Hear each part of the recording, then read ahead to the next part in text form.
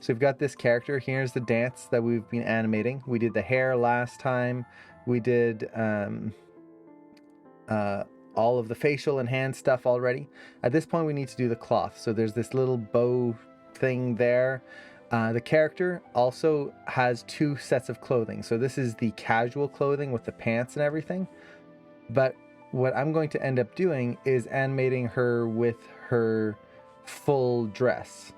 The reason for this is kind of the way the rig comes in by default. So there's a dress, there's some sleeves here. We're going to be trying to get all of this in. There's also a huge bow on the top of her head right there.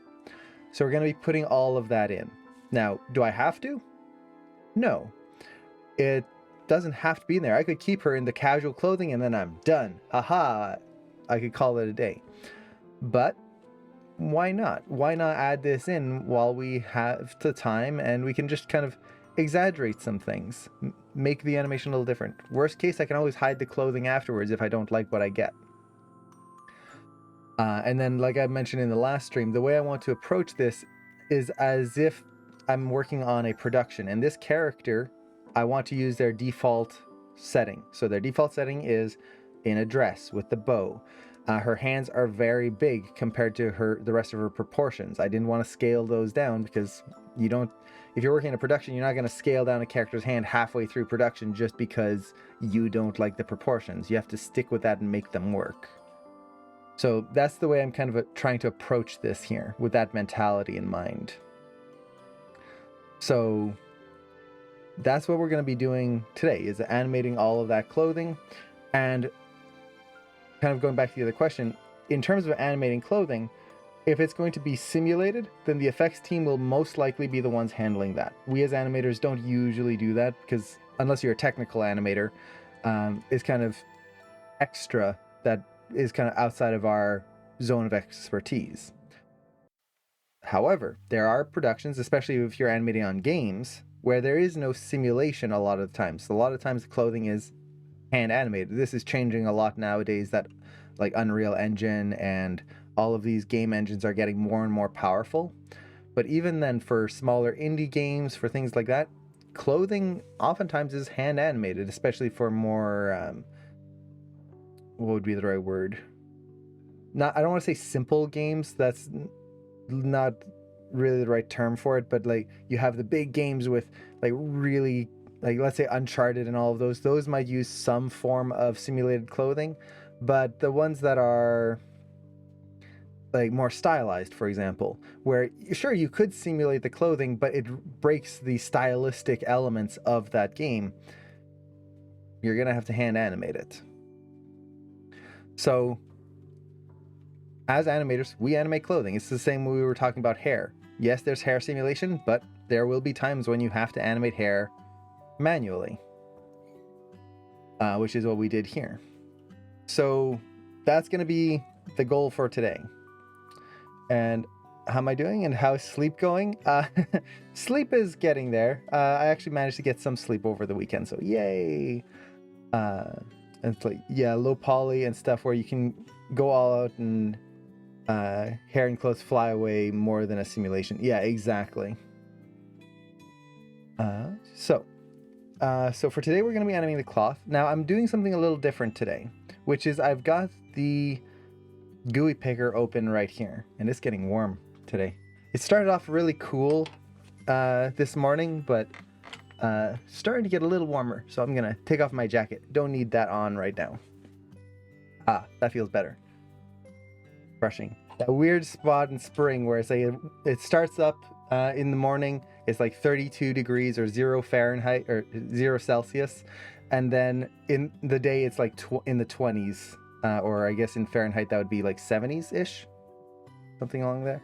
Huge like temperature changes. It's just weird. So you'll notice my layout is a little different today. I finally had time to set up the GUI picker for the character. So this is going to allow me to select the controls much more easily without having to turn them on in the viewport as much, which is going to be very nice for animating the cloth. I'm not going to have to turn on a bunch of controls like this and then have to try and circle around the character to find just the right one. I can just very quickly select everything right there. So that's going to be very nice. Normally I don't animate with GUI pickers too often, especially when I'm doing demos, because the layout is a mess. I like to have nice clean layouts in Maya in order to see everything and be able to control everything nicely. And I find that as soon as I turn on a GUI picker, that kind of goes out the window. And I can't get a good layout unless I use multiple monitors. So you'll notice that I actually have the shot camera torn off into its own separate window. What I will often do is I will put this on another monitor, and then this allows me to have my perspective camera here where I can tumble around and view my shot from all angles, nice and big. I'll have the GUI picker kind of over to the side, something like this. I can keep my view nice and clean while also seeing my camera view because it's on the other monitor here. Because we're doing a demo and you guys can't see multiple monitors here, I'm going to try and lay this out in a way that will hopefully allow everyone to see everything and hopefully won't be too messy. So we'll see what we get.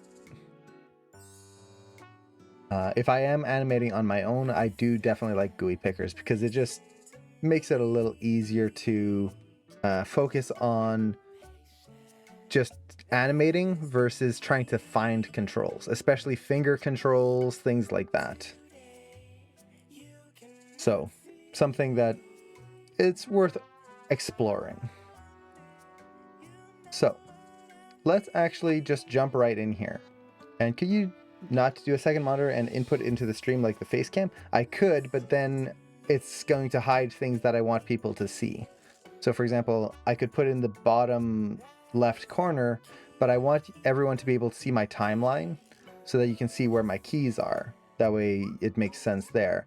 I don't want to cover up any of the other interface elements because I want everyone to be able to see what it is I'm animating. Like on this side here, depending on the controls, I don't want anything getting hidden here. Now, maybe this is a question to ask all of you, like how important is it to see all of these elements as I'm working? Maybe it's not, and we can just like go full screen here and I could just do this as I'm working and you just see the animation without all of the interface stuff. If that's something you guys would prefer, whatever works best for all of you. But at least my thought process is I want all of you to be able to see the whole process. Nothing hidden, nothing like hidden away, masked behind something, and you just have to guess what I'm doing. The other thing I could do, and I was thinking of, is I could make it so like the window is a little smaller here and you see two windows side by side. The problem with that is now you won't be able to read the interface. It's going to be very small and hard to see, so you're not going to be able to see all the menus and stuff, which again, maybe that's not super important and it would be better to see everything nice and like the animation nice and full screen without covering anything. But yeah, it's the juggle of streaming. We need ultra wide monitors and then we could put everything on there. So let's see, I think I've got my layout here. So as we start here, I'm just going to start kind of with my with the top of the head and then work my way down. Since we already animated the hair and everything, essentially what I want to do is animate the bow on the character. So this is going to be right back here, this big bow right there, which is currently turned off. So let's select our options, come up here, turn on the bow. There we go. And we'll be able to start animating this. Now, let's see here. I don't know. Do I want to see all the clothing controls right now? I guess. Let's actually, I'm probably going to be animating all the clothing straight ahead. So I'm just going to go through here and set some keys on everything. So I'm just going through, hitting S to set a key on all my frames. That way, as we select this, we can go through and all of the keys are in place for that bow. And am I going to animate her staff? Probably not, since she's not going to be holding anything. I don't really want to... I guess I could change the animation so she's holding the staff in one hand the whole time. Probably her right hand. Screen left hand here. I could do that. We'll see. I never had plans of animating that, but it might be something interesting to try. The big thing is going to be making sure she doesn't hit herself in the face with it as she swings around here. But let's see. So we're going to start with the bow, and one of the first things that I'm going to do here is I am going to look at these controls and just figure out the best way to approach animating this. This is a very important thing. Whenever you're going to start animating on like this bow, a new piece of cloth, a new thing that you haven't animated before, just do a little bit of exploration. See what is going to be the best way to animate this. So we've got this kind of bow right here, the kind of overall motion. I'm probably not going to move this at all, because if it's tied into her hair, it's going to be tight to her hair. We don't need to animate that. That's good. That simplifies things. We've got these two little strips here. These I might... Okay, wait, and then there's actually a third one right up here too. Okay. I might try to use the overlapper script for these, just to see if I can get something quick with this. I don't really care if they are perfect, mostly because they're not really visible this whole time. So if I can get away with just using a script and getting something really quick out of it, that's going to be way better for me, time-wise.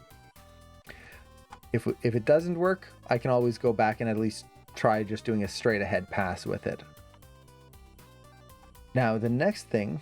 what's the overlapper script? I can get you the link here. It's a script. I only got it for this stream to show it as a workflow. I don't actually use this for my day-to-day workflow. But it's a script that basically allows you to overlap things. It goes through and simulates well, it doesn't simulate, but it kind of creates overlap. It's, I think, $20 or something like that. Yeah. So it's not too bad. And it did a pretty good job. I used it on the hair bits right there, the whisks as they're called on this rig, and it did a pretty decent job on it. So we'll see how that works here. And actually, let's just do that right now.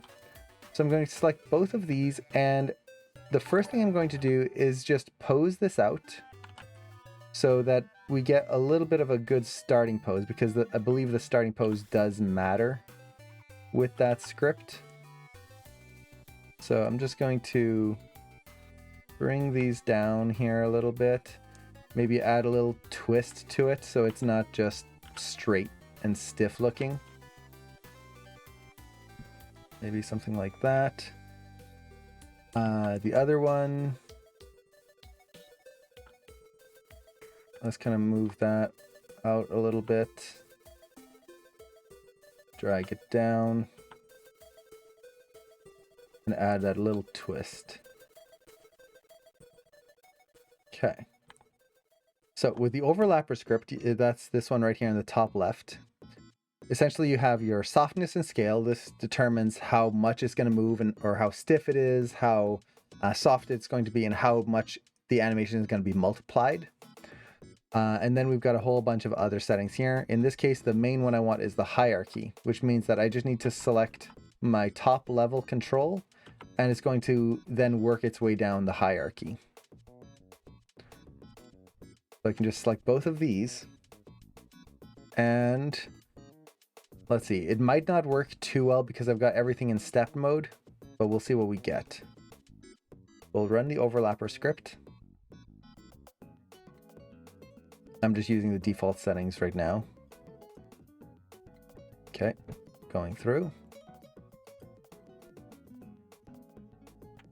And let's see what we've got. There you go. Now they're all messed up because the animation is in stepped mode. So this is something to be aware of when you're using this script. You will want to, if you're doing an animation like I am, where it's going to be this, what's the right word I'm looking for? It's going to be stylized, it's going to be on 4s or in a step mode, you're going to want to go through and set your animation into splines. So let me actually, I'm going to tear off my graph editor here and switch that to the graph editor. Let's take all our curves. Also make sure that I'm looking at this in absolute view. And let's go into auto tangents just super quick. Double check. Okay, it's working. Okay, now let's just quickly, once again, run that overlapper script. It would be interesting to figure out how it calculates it. I would be interested to kind of dig into the script and find out what it's doing. I'm assuming it's kind of calculating the global translation of everything and then using that as some sort of calculation. So there we go. Now we've got those bits overlapping. Are they perfect? No, but at least it gives us a start. Now the other thing that to watch out for, and this is something I discovered yesterday, and why are the controls there when the skirt isn't? I just haven't turned on the skirt. I could turn them off, but it doesn't bother me right now. I'm just focused up here. The other thing I noticed when I was working on this is that it tries to favor where the keys were positioned. So right here at the end, as the animation stops, you can see how it stiffens out right there, which is because, at least from what I can see on the script, my last key here is stiff. So it's trying to keep those keys in line. So what I'm going to do, just to make sure that all of these keys, which don't have animation and shouldn't really, like, it's not a good pose anyway, I'm just going to go through and delete them. And then maybe just try to create one last pose right in here. So I'm just going to pose this out so we get a nice solid pose to end with. And I just want to add a little twist. Add some depth in there. Drag it down. And then same thing here.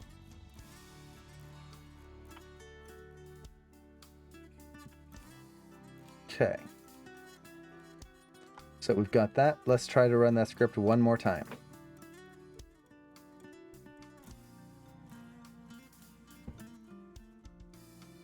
So let's go through. And then what I'm going to look for is that last pose. I just want to see how it feels. Yeah, so see how now it, instead of feeling very stiff, it's hit that pose right at the end there. Okay, so let's hit play, see how that feels. Not bad. I think, honestly, that's pretty good.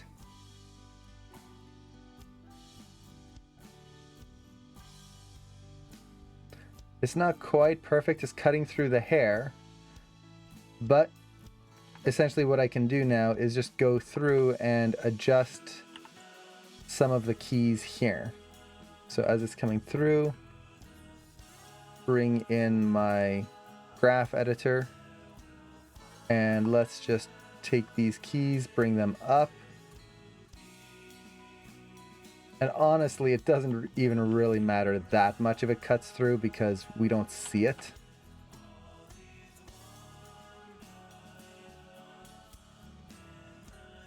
So I don't have to worry too much. But if I can do some quick fixing like this, and it's like, okay, now it doesn't cut through, well, why not?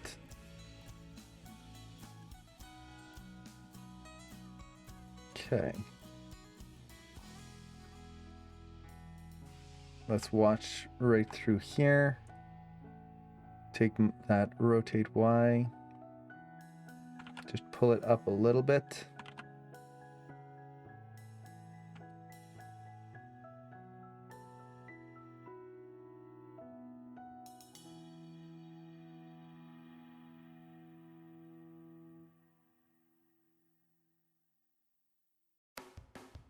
Okay.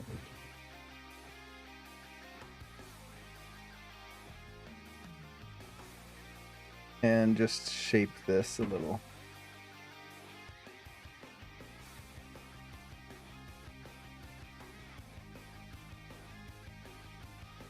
So something a little bit more like that.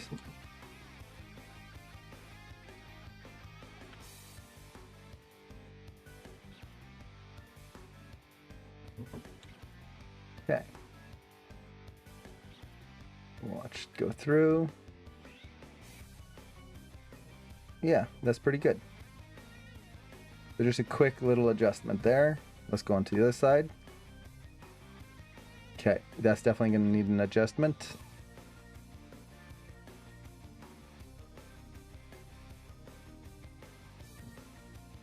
Probably Y again.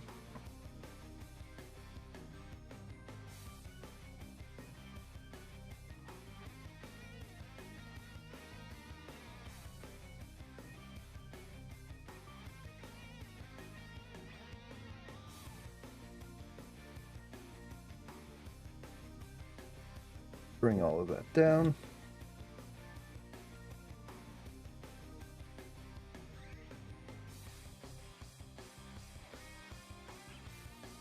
And then let's do the second one as well. Second control. Just bring that down or up.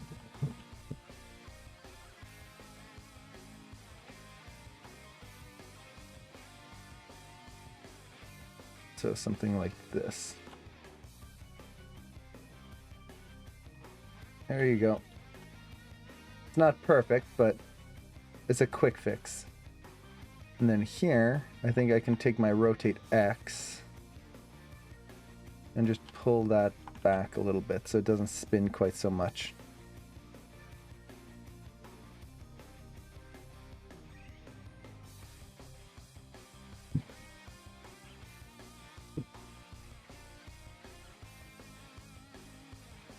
So let's just take all of that and then scale it down. And then take the Y and we'll adjust that.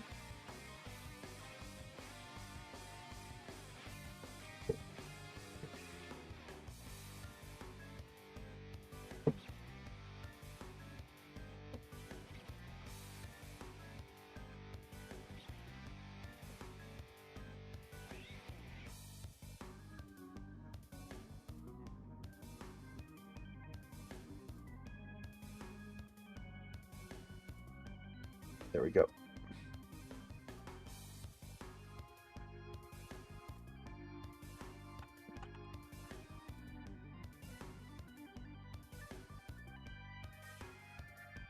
So just coming through and trying to clean all of this up.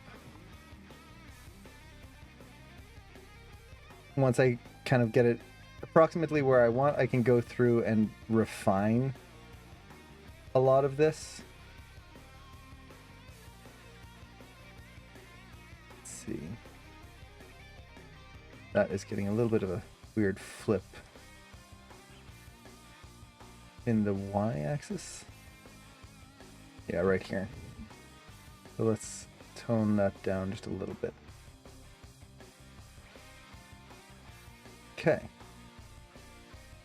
So let's see how that feels. Now, to be fair, this animation is going to look a little weird because it's supposed to be on 4s right now, and everything's going to be on 1s. So it's going to feel a little strange and soft.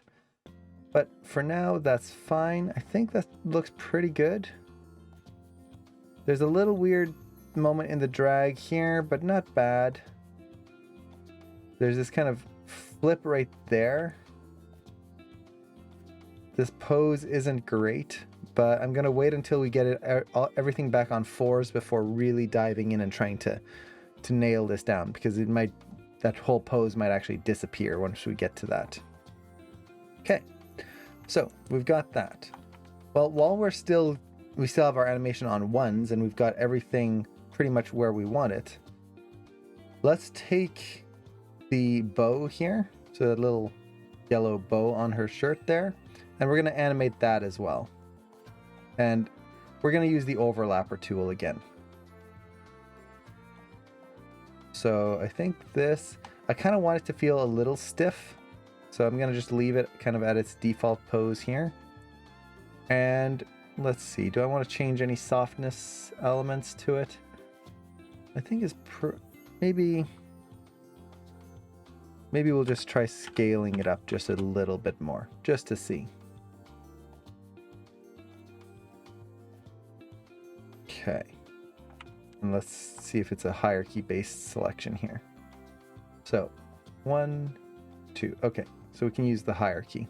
If you don't want to use hierarchy, I think you just have to select the controls in the order you want, and then it'll do the same thing. So let's run the overlap script and see what that gives us.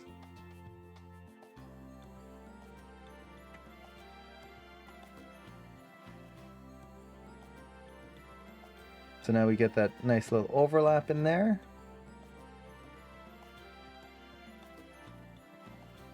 Definitely going to need a little bit of reworking.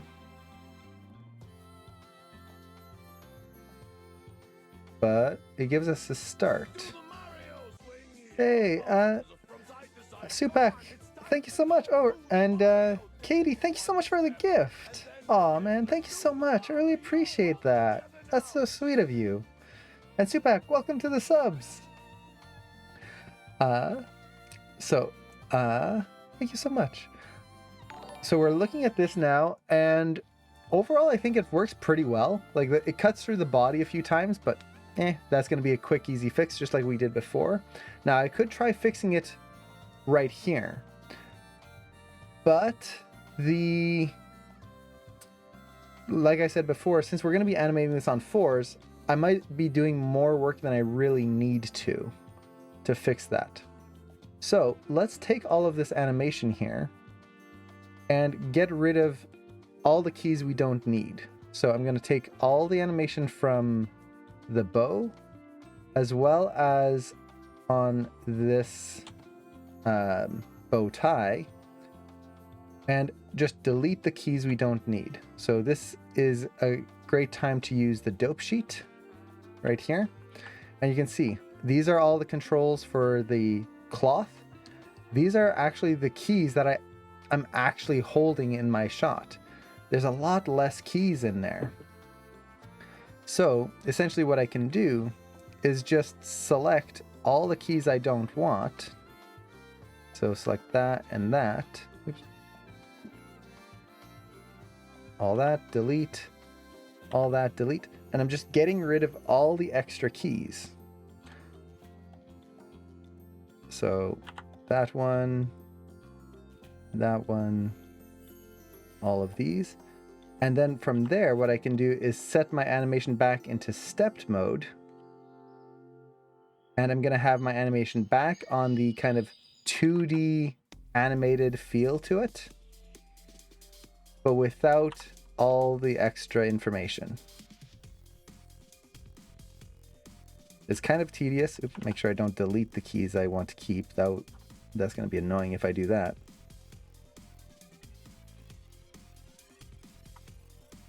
So it's a little tedious, but it doesn't really take all that long. Now, if you had a longer shot, I would definitely make sure to make sure you go through everything that you know you're going to want to simulate or use the overlapper tool with. Then do this. Otherwise, you're going to be deleting keys many, many, many times. There we go. So that cleans that up. We have less keys now. And we can now just take all of our controls. Let's go into the graph editor here. Set it back into step mode. And let's see what we've got. And let's bring our camera back in here. Okay. There we go. The pieces are overlapping. And all we need to do now is clean things up. So let's go through here, and essentially I just need to take this control, I think. And we're going to be taking our rotate Y, making sure it doesn't cut through the body. So let's just go pose to pose. Pose 1 is good. I think if anything, I'm just going to take this control and curve it just a little bit. Now right here, we're already starting to cut through the body, so I'll just raise that up a bit. Okay, what's happening here? Okay, it's twisting a lot, I think.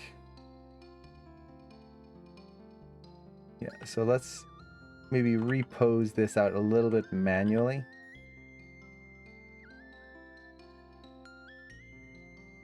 I can use it as a base, but I don't like the fact, or just how much it was twisting right through there. So we'll just kind of repose it ourselves a little.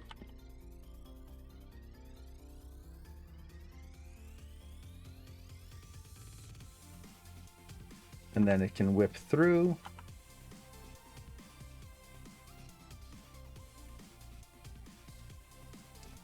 Let's reshape it and make sure I actually also look at my shot camera so that we can get good silhouettes in there.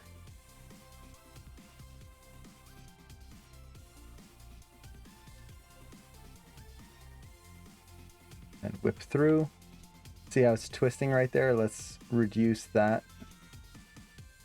So I used the overlapper script as a start, and then I can animate it by hand. Honestly, with this little control, it probably would have been easier or just as easy to animate it by hand than to use the overlapper script. Let's see. Are there any animations you've really missed in lockdown? Have you heard of any opening up again? Oh, animation events. I haven't really missed too many animation events personally, mostly because I don't really attend too many. The only one I actually attend is CTN every year, mostly not for the event itself, but for the animation mentor graduation that's held during that time. So aside from that, I haven't personally missed any events. I'm not too much of an event person to begin with.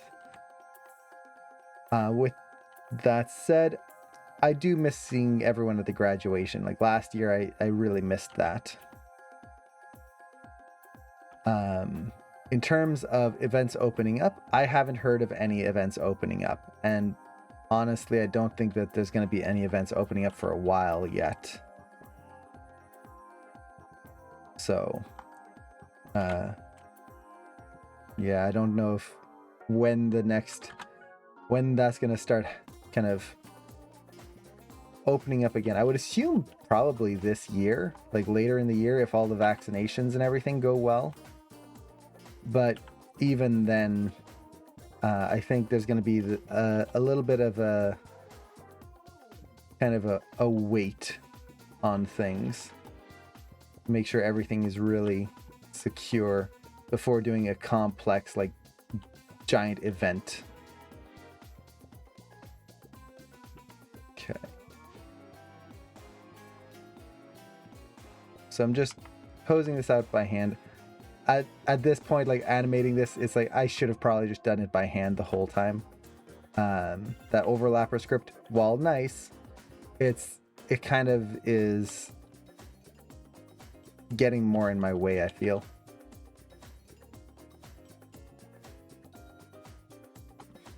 At least it gives me a place to start. That's the big thing.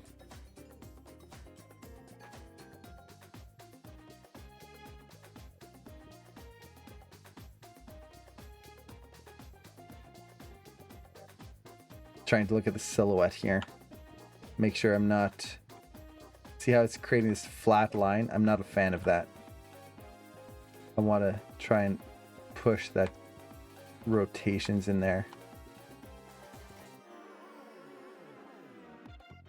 Get a twist.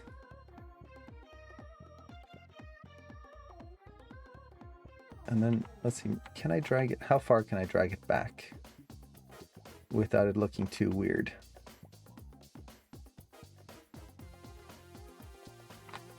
Okay. It is a pretty cool rig, and this rig is totally free. So if anyone wants to check it out, I can give you the link right here. There you go. Totally free, although I definitely recommend just giving like $1 or something if you can.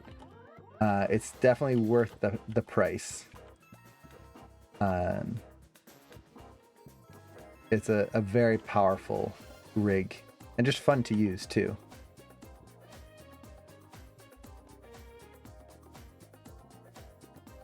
Okay, so let's keep going here a little bit. This is starting to twist a little too much. So try to keep that shape of the bow working.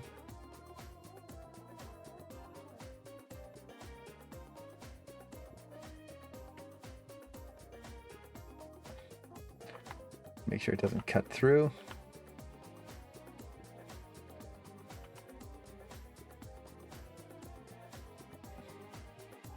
Trying to get that reversal right in there.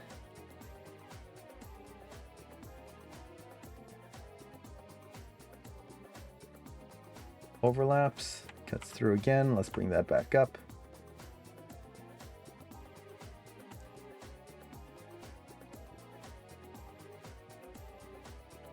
And see here how I'm getting that flat line? I'm just going to try and turn it so that we get a little bit more of an angle in there.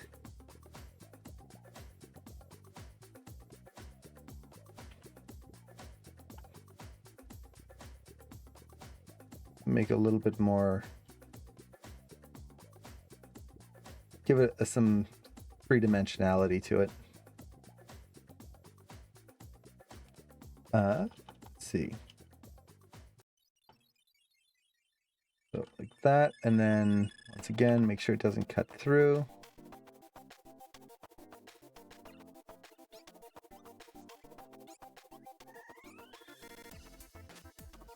There we go.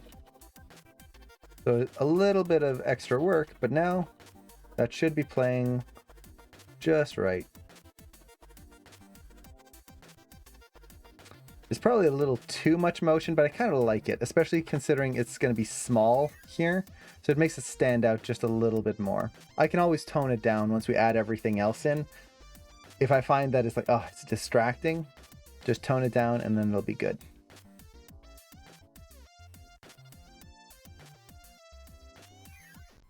Yeah, so there we go. So now we've got the strands of the bow on the head, the bow tie on the front. Let's actually do the main bow controls here. And just for the sake of it, I'm going to turn off the skirt controls, shirt controls, and sleeve controls. That way we can focus just on the bow. Okay, so we've got the bow already done for the lower section. Now we just need to do this upper section. I'm just going to animate this straight ahead. I think it'll be the easiest way to do it. No plugins, nothing like that. Now, the main thing that I need to figure out is which controls do I need to use. I have this main control here that kind of moves the whole bow. So that's going to be very useful in getting the main global motion in there. But then I've got these controls up here, and I need to figure out how I'm going to rotate them before I do anything. And I think I'm going to be basically just rotating them in X, like this. This will allow me to get that twisting of the bow and kind of the bending of it, kind of like it's catching the wind. And maybe a little bit of like squash and stretch this way if I have to. I don't think I'm going to need too much of it. The main motion is going to be kind of in here. Now, actually, with that said, would I be able to do the whole thing animating both of these and then just rotating this and leaving this alone?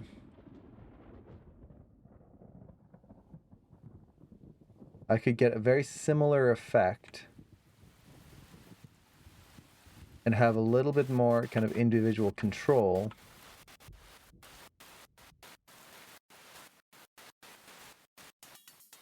The only negative about doing this, the positive is that I'm using less controls.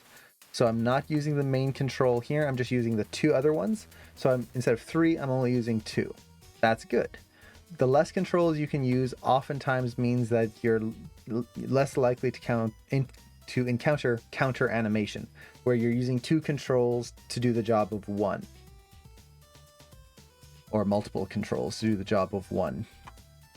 The problem with this is because I'm using 2 separate controls, I could lose the integrity of this bow, where like here it's starting to shrink and it's not keeping the same size. Now, is that a bad thing? Not necessarily. It depends on how stiff I want this to be. Is this supposed to be like heavily starched and it's just like this big, just flapping thing? Or should it be like soft cloth, in which case it's going to have more deformation and kind of more bounce throughout? Neither is wrong. It's just personal preference more than anything. So let's try it this way. I'm going to animate these and let's see, I can't really just animate them together like this. Well, maybe I could. Like with this, I could easily just do a whole pass on this one control. Yeah, let's keep it stiffer. As much as I would like to kind of make it a little bit more bouncy, I think it's going to be a little easier if I just kind of focus on these 2 controls here first. So, as she comes down, we're just going to do a straight ahead pass, basically watching where we're animating and going frame by frame or pose to pose and just trying to build a little overlap. So for example, here she's starting to come down. Well, what's the bow going to do? Well, it'll drag up slightly. So right there, we're just going to get a little bit of drag on that bow. Same thing on this one, just a little bit of drag. And let's look at it from the side. Yeah, just about there. She comes down. This side's still going to drag up a little bit.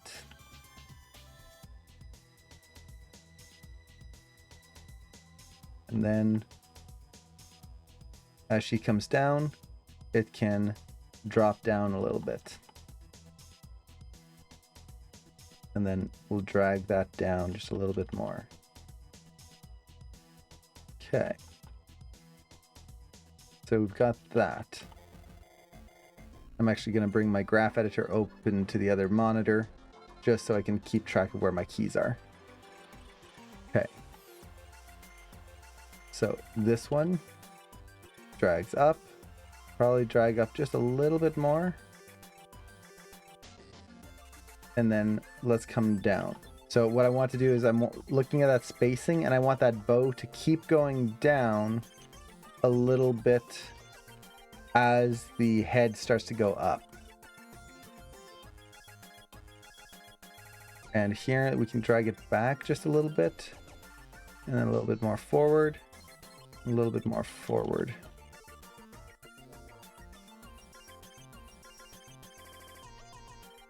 Let's drag that down. Let's really drag that down here.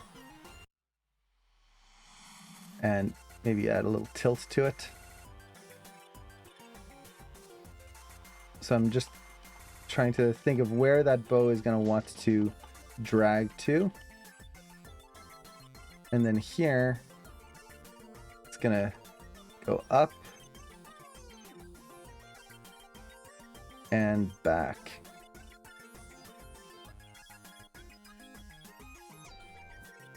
Really drag that upwards. So we feel that contrast where it's touching our head and then goes out and then up.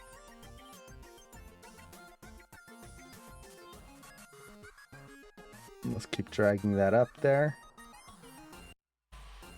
Get that nice line of action where it feels like it's curling in. Even here. Let's see if we can kind of push that line. So the top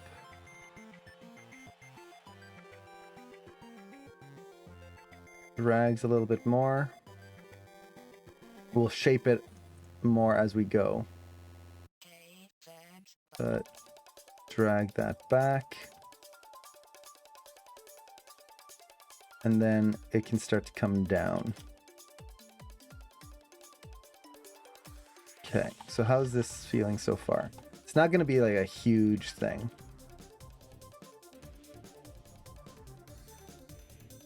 Okay, is that feeling pretty good? Yes and no. I haven't seen Mitchell versus the Machines yet. I'm very excited to watch it though. I know a lot of people who worked on it, and from what they've been saying and talking about it, I've been just so excited to watch that movie for so long. Not that anyone's like said anything like spoilery or anything. It's just it's one of those films that people were just so happy to work on.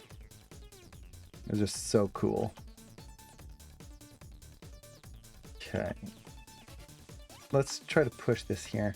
Now actually, I'm just going to try something very quick here. I'm going to just take these two controls and I want to see how well I can pose this. Because I feel like, just like I was talking about earlier, I'm getting... It feels stiff the way I'm animating it right now with that one control, which was the thing I was worried about. So I want to see how much I can push this here. So she pushes through. I want to get that roundness. We might try to do a little bit more pose to pose versus one control at a time. So really kind of push that into the head and then going to overlap, and it's still going to drag.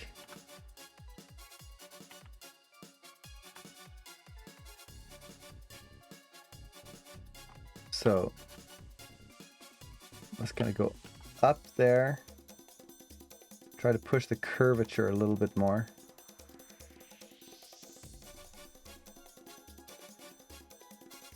Let's see.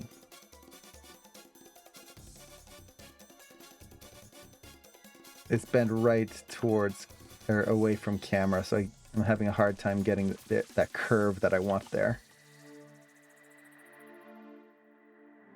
Let's try that a little bit more. Just really try to get that curvature in there. Okay.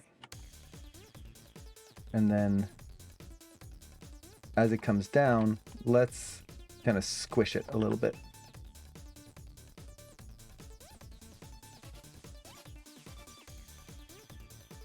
Actually, pushing there. And then here, which way is going to overlap?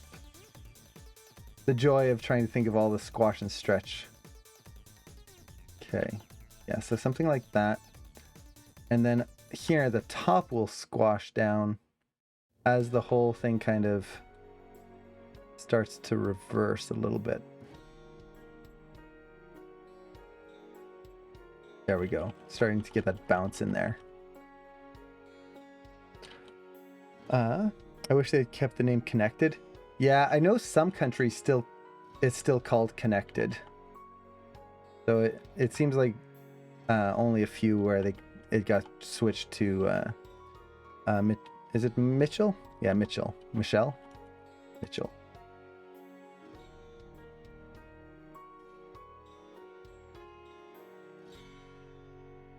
Okay. Let's go through this. I want to get that bounce in there. So it kind of bounces back up here. Boing.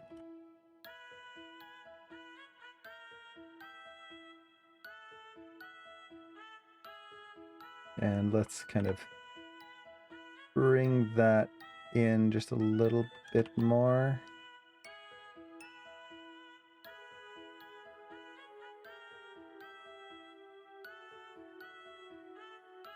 Then settle back.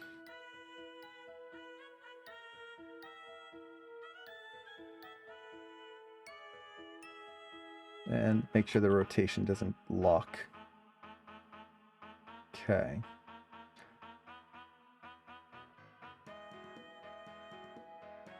Let's see how that feels. I just did the ending there on that one. Yeah, I think that feels pretty good. I want it to feel stiff, so it's kind of snapping back into position very quickly.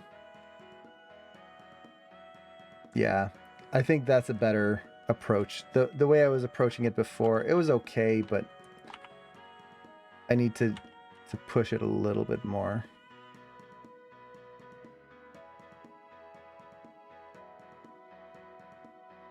Really try to push that graphical shaping to it.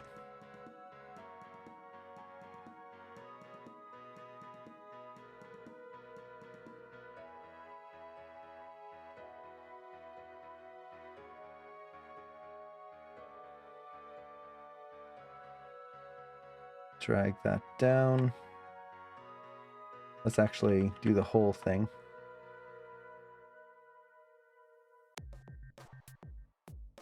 So watching the form of it gets pulled. Here, I essentially want the bow to wrap around the head.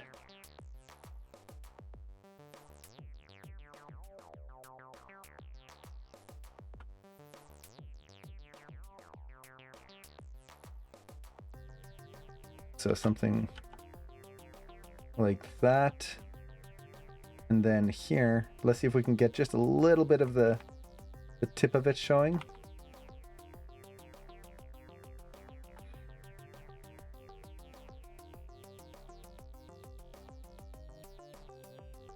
So it doesn't disappear in silhouette. And then here, so it's dragging. I kind of want one more frame of drag in there. So kind of round that out. Round. And let's kind of drag it back up like so. So we're kind of getting that arcing motion.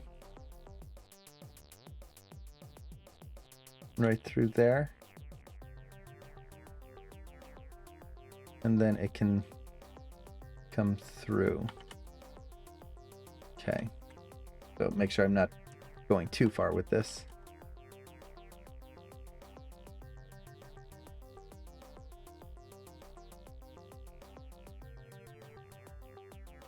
Okay.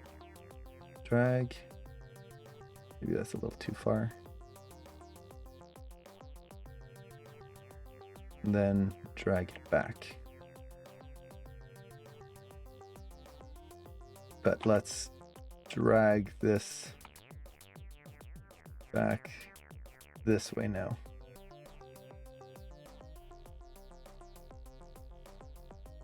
Yeah, so something like that. Get that reversal in it.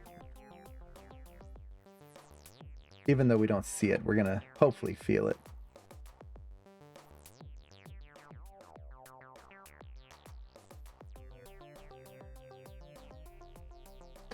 Okay.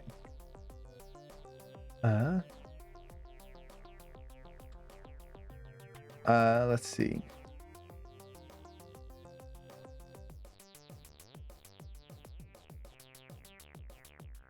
Okay. right here, I feel like my silhouette isn't super clear, so I'm going to try and exaggerate it just a little bit more. It feels a little small for some reason.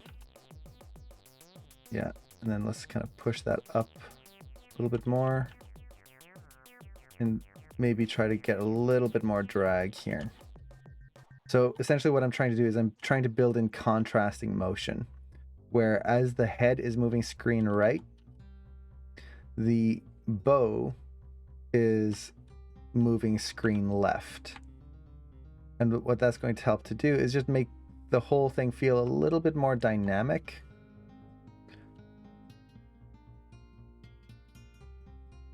Throughout the whole thing.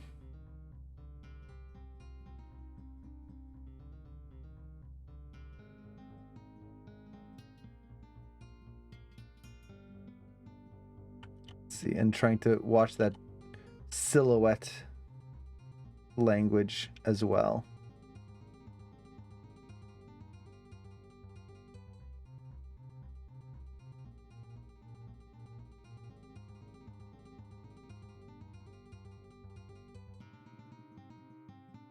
Okay. It's a little poppy there.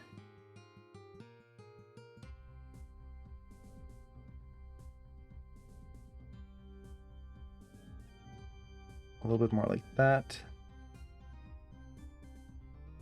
And then here, I want the bow to drag back a little bit still.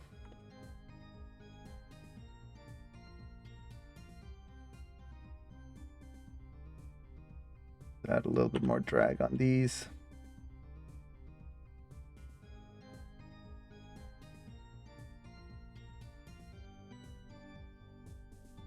There we go.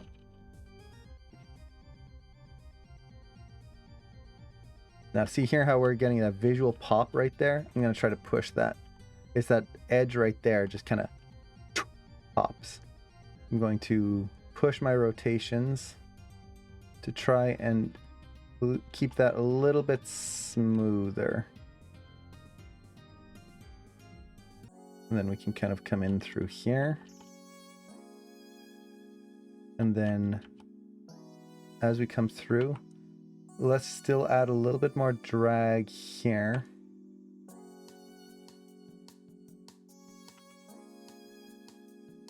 The reason I want to add more drag this way is so that we get a contrast on the next bit.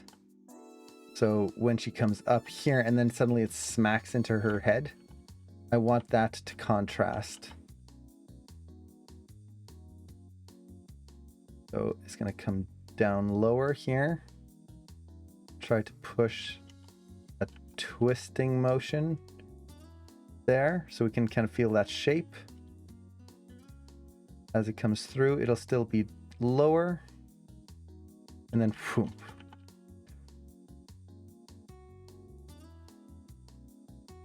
I'm really trying to exaggerate this as much as I can. So something like that. See how now you have that reversal in the curve? Where you can really feel like it's hitting and rolling across her head. And then it bounces across. So it makes it feel like there's an interaction with the body versus just staying stiff. Now, is that a little extreme? Probably. But I kind of like it.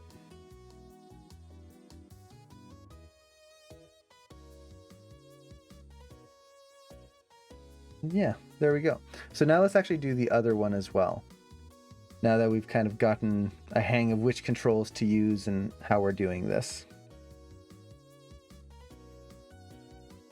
So the other bow, I think I can kind of push a little bit more here.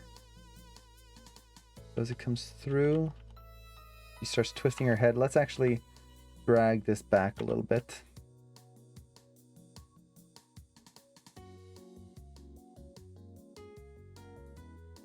And we'll whip it forward. Let the middle lead the action here.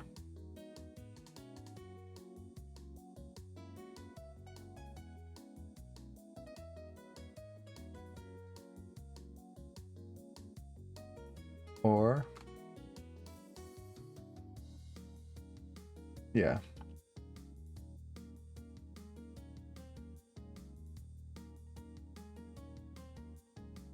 Okay, so we do that.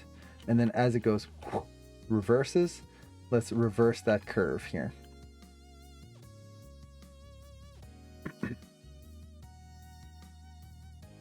So we really feel that, you can see that silhouette change in the bow. Not only that, let's also try to add a little squash here, so that as it comes through, we feel that kind of just stay a little lower. Right through there.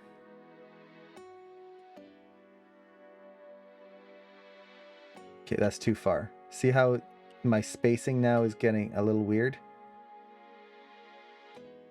I need to double check that. So it goes out, and then see here how it's almost reversing and stopping. That's too much. It needs to keep going and then get pushed out. See, finishing up my final projects. Nice. I had a question for you about real breakdown. And hey, Hut, thank you so much for the sub. I really appreciate it. Hutspot. Aw, thank you so much. I really appreciate that. That's super sweet of you. Let's see. I have a question about real breakdowns. In it, do you need to show the credits to where you got the dialogue audio from? No, not really. Audio credits, they are not necessary. I personally like to do it if I can, just because it's one of those things for me where I like to make sure that artists and people get credited for what they're doing. So for example, even all my backgrounds here, if you actually look down below, if you scroll down below the video, there's a link to all the artists who did all the backgrounds for all these things here. I don't have to do that. Technically, using backgrounds on your computer is kind of fair use, but at least to me, it's a nice thing to do. As an artist, it's nice when people kind of recognize that you did something. So to answer your question, no, it's not necessary, but it doesn't hurt. So I personally would, even if it's just like just some text at the bottom, and just you put in the name super quickly, or even you don't even have to put it in the main reel breakdown. You could put it like on a secondary reel breakdown somewhere else, so that way it doesn't clutter up, doesn't clutter things up with text. You could do something like that.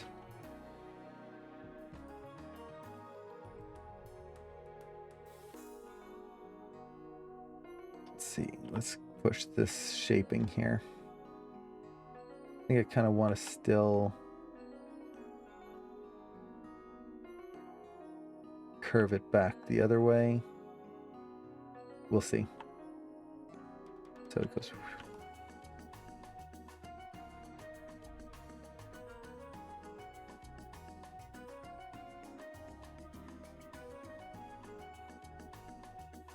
Trying to get a good silhouette here.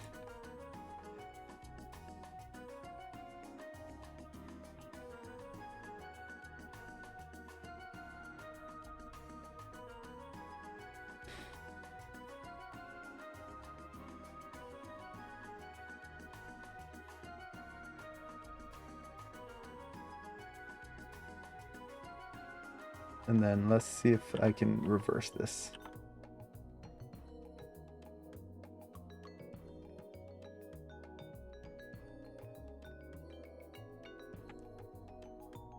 This angle is just like ever so slightly not right, where I'm really fighting to get a good silhouette on this all the time.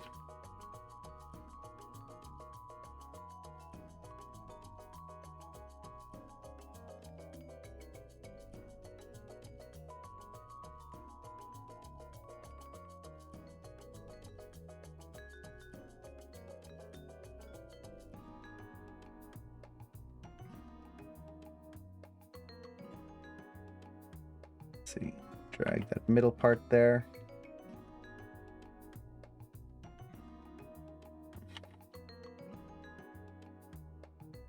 let's kind of flap this towards the head a little bit more so we can get that depth in there. So what I mean by depth is, if I look at the frills, I want to see those frills changing angles. They shouldn't always be just doing this the whole time. So you can see it opens up, it pulls away, opens up. So just trying to keep that feeling dynamic. And I don't want to over animate it to the point where it's like just going crazy. But I definitely want to push it so that it feels like it is, we're seeing some visual change in there.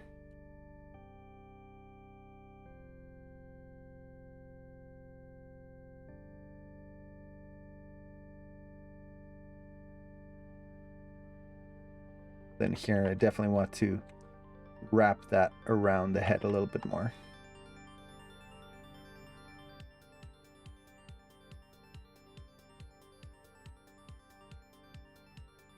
So really get that feeling that as she turns, that there's that reversal in the curve. And this pull.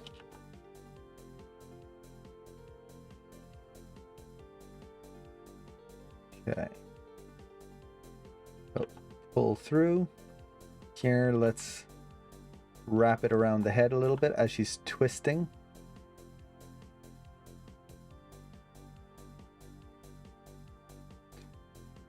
There's something I really like about straight ahead animation. When you're just kind of going through and just frame by frame, making sure that it works. It's kind of therapeutic, I guess you could say.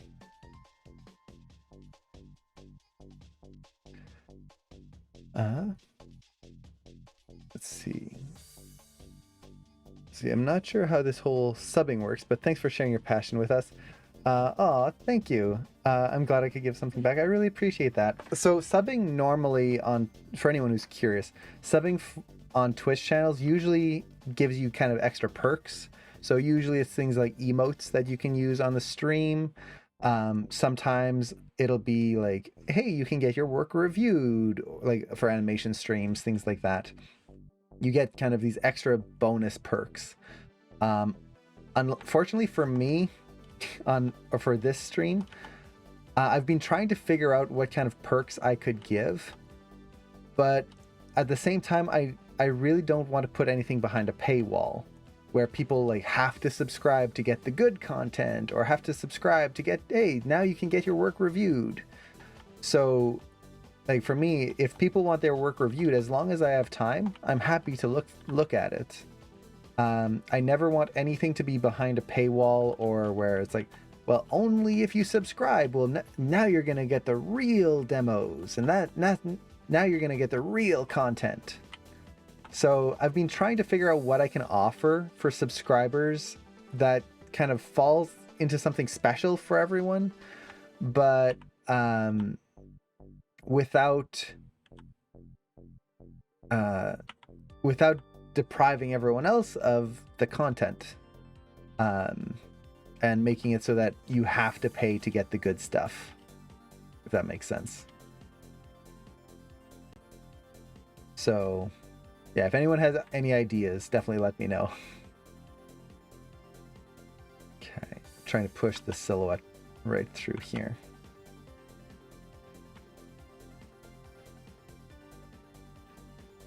Let's see, and then I think I forgot some links. Yes, I should take a sip. I totally missed that. And save. Yes, I'll save as soon as I finish the bow right at the end here. See, I was debating about it since animators are trying to find something obscure so people don't compare to the source. Feels like that would defeat the purpose, but I want to give proper credit. Yeah, I would put it like on another page somewhere, or like lower down, so that you could even just do like, here's your real breakdown. So usually on Vimeo, you'll have your real breakdown in the description, and then you could just use like, put at the bottom like audio credits, and then you put in the name of the shows just kind of in a list right there. That way it doesn't go for every single clip. It's just kind of like a global audio credits. That could work. and then it makes it less so that, oh yeah, this clip is this audio and whatnot. That could help. And have I tried the new Maya yet? No, I have not, unfortunately. I'm really excited to, though.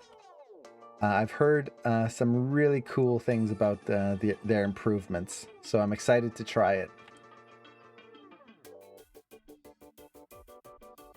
Let's take this in here. And then try to get that silhouette working.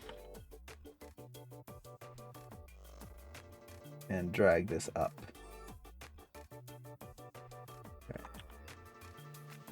The animation course link for 11 to 18. Are all of those your classes? No, those are... oh, now I'm not going to remember his name. Those are a course for anyone 11 to 18. It was created by a mentor who used to teach at Animation Mentor, which is a school that I teach at. And buddy, oh, thank you so much for the sub. I really appreciate that. Thank you so much. Oh, geez. Sleep deprived. Thank you so much for all the gifts. Oh, jeez.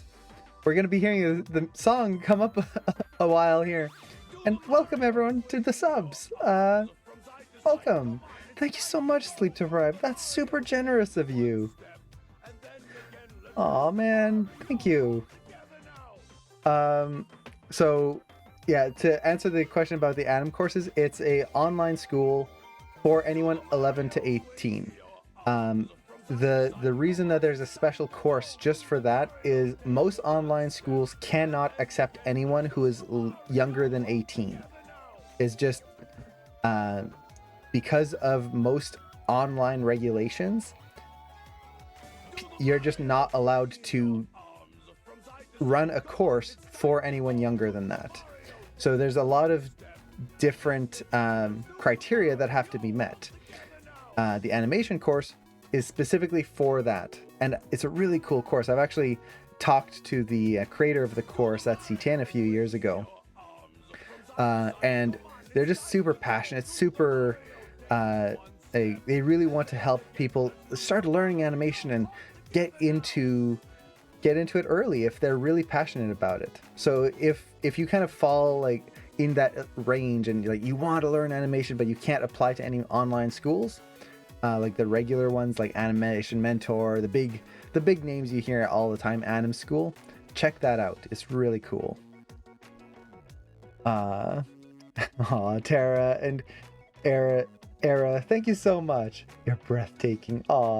That quote from Keanu Reeves, it's one of my favorite things. Like you're breathtaking. No, you're breathtaking. It's just such wholesome content. I love it so much.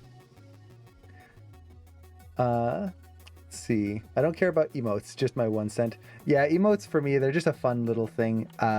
It's definitely not a like that's not what people are going to come in for. And so you want to make money doing what you do without pissing off followers. I guess essentially, honestly, I don't really care about making money on the streams.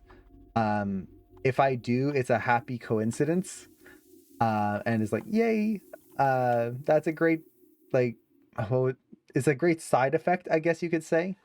For me, the big thing is that the streams help people. As long as people are getting something out of the streams and learning something, that it's giving them a place to ask questions and learn and kind of have a resource, that's the important thing to me. Anything else is just extra.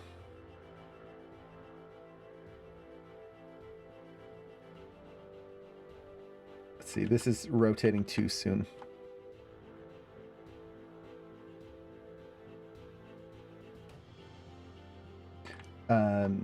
I know I've mentioned this a few times before, but like just the reason I started doing these streams, like it's not to like monetize my animations and monetize my time. The reason I started doing all of these streams is because I noticed that a lot of people, they don't really have access to online schools. whether it's the exchange rate, it just is terrible and it's not affordable to go to online schools or animation schools, or it could be that people are too young to apply, or maybe just that you're not sure if animation school is what you really want to do. Is animation something you actually want to make a career out of? I wanted to give a place where people could ask questions and kind of discover all of that without having to make a big financial, like, a financial investment to find out that, oh yeah, I actually don't like animation, or I love animation, but I don't like animating. Because there's a lot of people like that who love animation, but the actual act of animating itself is kind of a pain. So I just want to have a place where people can ask their questions and have it answered and kind of see the full process. See, I know for other streams I watch, not our stuff, but I think it applies. Subs basically get a guaranteed time slot for those sorts of things. But if a regular viewer asks at the right time, there's nothing stopping them. Yeah, that could work. Just kind of have a sectioned off time just for subs. I'd have to look into that. I'm happy that Tara showed me your channel. Aw, that's awesome. Never used the dope sheet before, by the way. Do you only use it for deleting keys? I use it for whenever I have to see the relationship between keys. Since it's a super timeline, essentially, it allows you to compare keys. So in this case, I'm comparing the extra keys that I have versus the keys that I want, which is very useful. Sometimes I'll use it for retiming, sometimes for offsetting things. I will say I don't use it very often. It's really just for these special cases. So yeah, it's essentially whenever I need to get a global view of my timeline. Now here I'm actually cheating the bow up a little bit. It should rest a little lower, but silhouette wise I want it to be visible the whole time.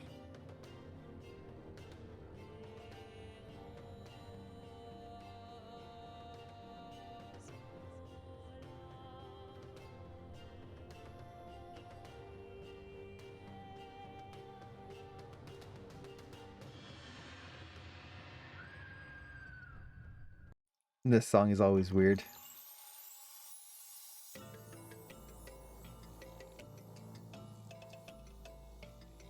There we go. So now we're always seeing that corner of the bow up there. One of the reasons that I lost interest in animation is because of my PC. Is there free rendering sites now, even if you have to watch a bunch of ads? Well, if you're interested in rendering, there are free resources. Like if you go to rendering schools, a lot of times if you've got animation, you can kind of go, hey, I've got an animation, here it is, would you be happy to light it? And then they'll go, oh yeah, we'll give this to our students, they can learn how to light, and then they'll give you the shot back. You can do stuff like that, which is really nice. But then it really depends on if the students will want to light your shot and if they're going to do a good job on it. So there's no like guarantee there. But with that said, if you're interested in animation, rendering doesn't really have any part of animation. It's a nice extra thing to do. You can render if you want to, but no recruiter will ever look at your shot and go, oh, it's not rendered. Ugh, no, I don't like this. No, take it away. They won't care.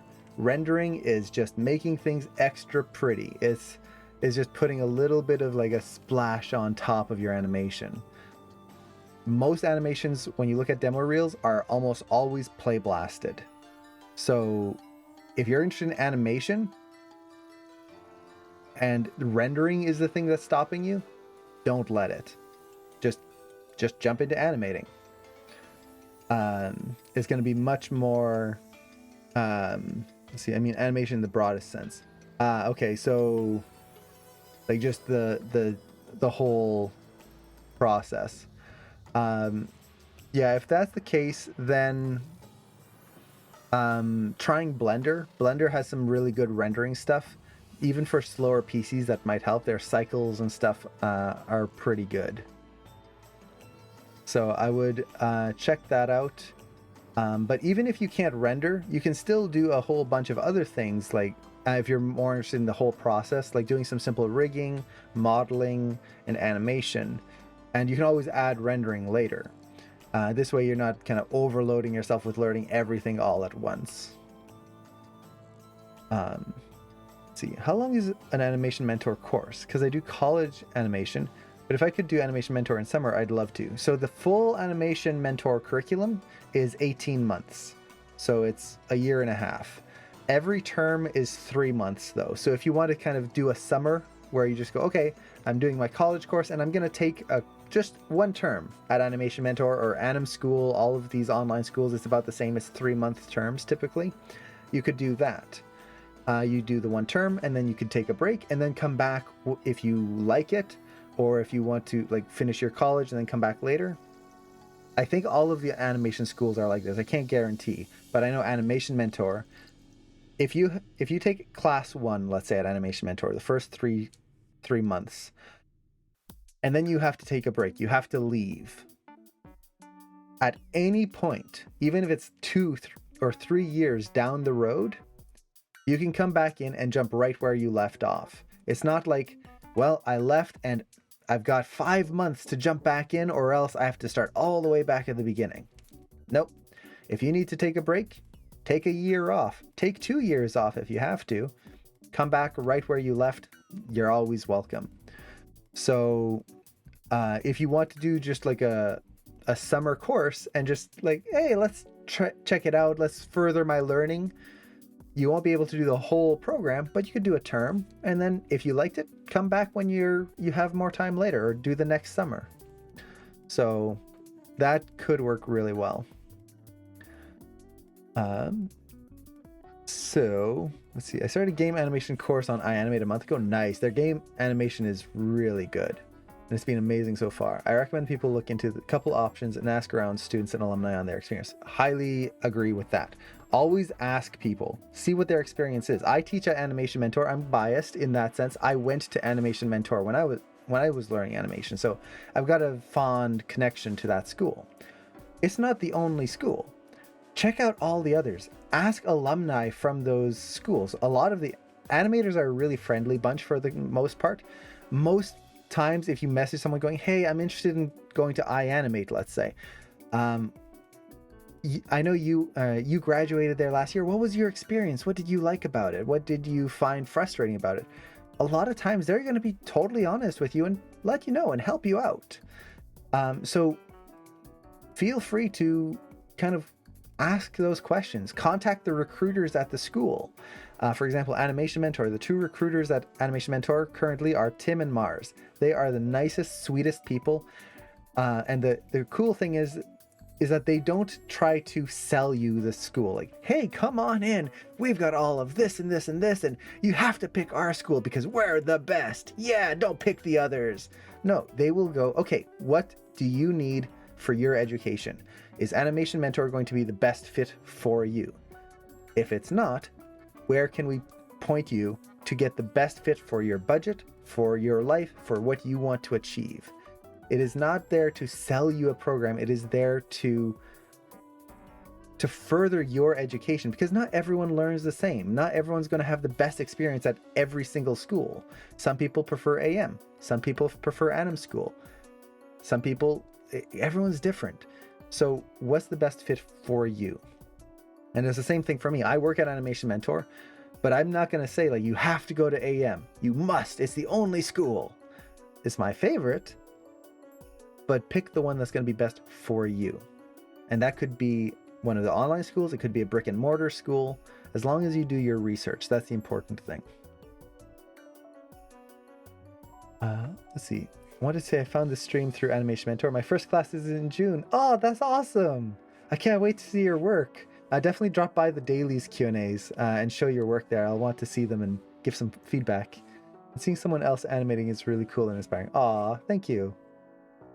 Let's see, I haven't done class 5 and 6 after 5 years. You're always welcome back. Jump on in. And also, if you want, jump in the dailies. Say hello in there. Just for any alumni, like, you can always jump into the Q&As. Even after you've graduated, they're always open to you. You might not be able to ask for feedback in the Q&As because it's for current students who actually have deadlines, but always feel free to jump in and say hi. See, do you have to take a placement test if you come back after some time? Nope, you could jump right back into the class that you left off. It would be a good idea to take a placement test just to make sure that you haven't forgotten anything, or you never know, maybe in those 5 years that you've been away, you've been animating anyway, and now you're better, so you might be able to skip a class. So you can always, like, it's not a bad thing to take that placement test, just to double check and make sure you're going where you need, where you're going to get the best results. Have you checked out MetaHuman? No, I have not. I'm looking forward to trying it out. I had downloaded it just before it came out, and it was still kind of like you had to be accepted and everything, but I heard now that it's kind of just open to everyone, so I want to check it out as soon as I can. See, I do say hello in dailies. Yeah, I definitely appreciate you reminding me to drink even in the dailies. Like, even in the dailies, you're helping me survive. It's always nice and much appreciated. Do AM advisors suggest courses based on our different skill level from the demo reel? Do you mean like advanced placement? So for example, if you have a demo reel and you apply and you go, hey, would I be able to go and start in class 3 instead of class 1? If so, yes, you can apply for advanced placement, and they'll look at your demo reel and tell you where the best place to start would be for you. So that's definitely something that you can do. This is especially helpful if you've got experience already and you don't want to start with the bouncing ball. You know all of that, and you just want to get into the things that you actually want to practice. I forgot to mention Brent. Oh, Brent is your mentor? That's so cool. And he's amazing. Yeah, he's a awesome. So Brent George, for anyone who doesn't know, he's also part of the Agora community. Just do a Google search for Agora. I need to add the link down below at some point when I remember. But he also streams on Twitch. He's just an awesome dude. Just the sweetest guy. That's so cool that you're actually, he's your instructor. What a small world. Let's see. Would I be able to step in on a daily before I start classes? I know it's meant for feedback, so I don't want to intrude. I'm just curious. Oh, yeah. So if you're in Animation Mentor, if you've already registered and you have access to the campus, you can jump into the classes or like into the extra Q&As and stuff and jump in, listen in. You might not be able to post any work because it's for like students currently doing their assignments, but always feel free to jump in and hang out and just say hi and listen to the feedback. Learn that way. I know when Cameron and I were students, we would jump into all the classes and just listen because you never know what you're going to learn. It was always super fun just to pick up on all of that extra knowledge. See, I do want to do the other 2 classes someday, but I'm usually working, and if I'm going to get back into AM, I want to give it my time, attention it deserves. Very good goal there. I know working full-time and trying to do online classes is tough. Cameron and I worked full-time when we were doing classes 4, 5, and 6, and it was hard. There were weeks when we had 1 day to work on our assignments, and that's not what you want to do on a 2-character dialogue shot.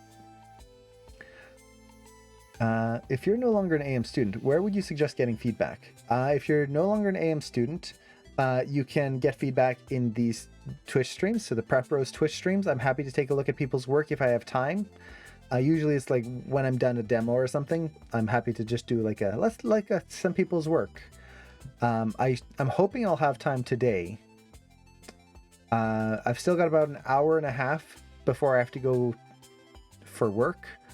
And I just want to try and at least get the dress in here. So the next thing we're going to be animating is, let me actually turn this on since we finished the bow. The next thing is going to be, we did the top. I could do the dress or I could do the bloomers, which to be fair, the bloomers, I think it would just be a little bit of motion on the pant legs, just a little bit. I don't know, we'll see. I don't think we'll even see it, so there's no point to it, but I at least want to do the dress. So we're going to try to get that done today. If we still have time, then I'd be happy to take a look at your work. Now, other than that, if you want to get feedback, there's Sir Wade's Discord channel, the Pratt Bros Discord channel. You could ask for people to take a look at your work there. The Agora community, you can actually pay. It's like $35 or something to have one of the Agora team look at your shot and give you a full feedback on it. So there's a lot of different places you could ask for feedback like that. If you're looking for like a workshop just to get some feedback without actually taking a full course class, there's Kyosil, which I believe I have linked down below. I should link it down below if I don't. It's KYOSIL. Let me actually, yeah, and JD does reviews on his Patreon, so you could pay that. Yeah, there you go, Tara, thank you. Sir Wade also, I believe, does reviews on his Patreon as well. I've actually been thinking of doing a Patreon too, but the same thing, like every time I think of a Patreon, I don't want to put things behind paywalls. If anyone ever has something that they would like to see, like I don't really have behind the scenes stuff that I can show, but if anyone has ideas of what, like, man, wouldn't it be cool if there was a Patreon for this, like something, let me know. Mostly because I want to just give more content to people, but I don't know what content, like, if anything, is just going to be like, hey, there's no fees, just take it all. I should make just a blog, if anything. Heavy lift assignments are hard. They are very difficult. Just to get that weight in there properly can be extremely painful.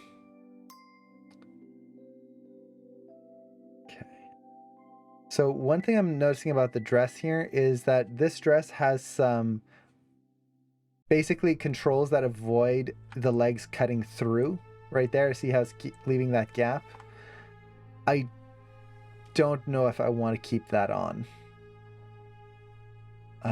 The auto collide right here. If I turn that off, now that dress is going to just stay kind of flat and the legs cut through. But this will give me full control to animate it myself. Now I could, let's try this. I'm just going to tone down the collision thickness. Maybe we can just make it a little less. 0.001.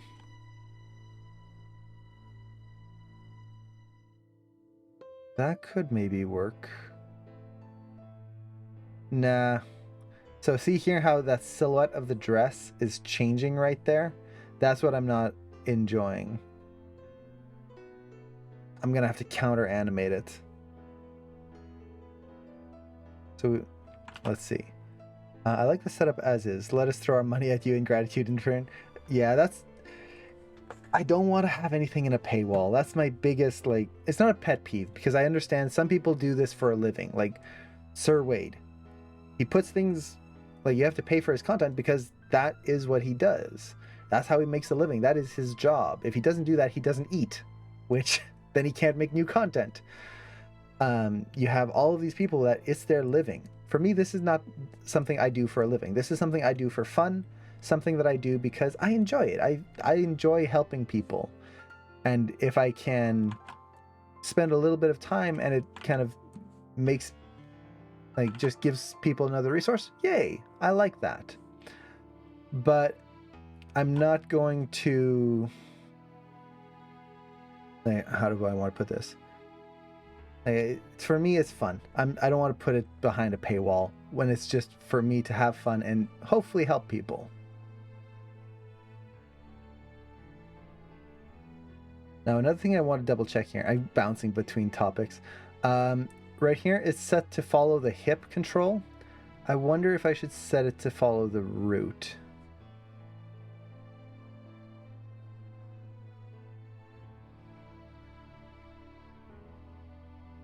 Let's see. Let's actually turn on the clothing controls. Okay. Dress. We'll turn off the bows controls. Right here. Turn on skirt. And no, it should probably follow the hip. So the reason why I was thinking maybe follow the world, for example, let's say, is now this control, I will have full control over it. And any rotation or tweak is going to be something that I have absolute control over, which could work really well, or it could be a nightmare to work with, because now I have to deal with everything. I'm not sure what I want to do yet. Trying to think through this. How is it going to work? Is anyone joining the Anim Challenge this month? The theme is a character intro using character rigs from Riot. Nice, that's cool. For anyone interested, you can find more info on the Agora community Discord. Nice. I'll have to check that out. I never have time to join them, but I always love seeing what people do. Maybe it's a bit of a personal question, but how are you able to get to do this before going to work? I'd have to get up at 5 a.m. to do so. I do a lot of freelance work, so every day I can kind of schedule my time around different things. So sometimes I'm going to work early in the morning, other times I work late at night. It just jumps around. I don't have like a set schedule, which is really nice because I'm my own boss, but I'm also a terrible boss because I overwork myself all the time. But yeah, it's why the streams can have these kind of wide ranges of time, because I schedule my own time.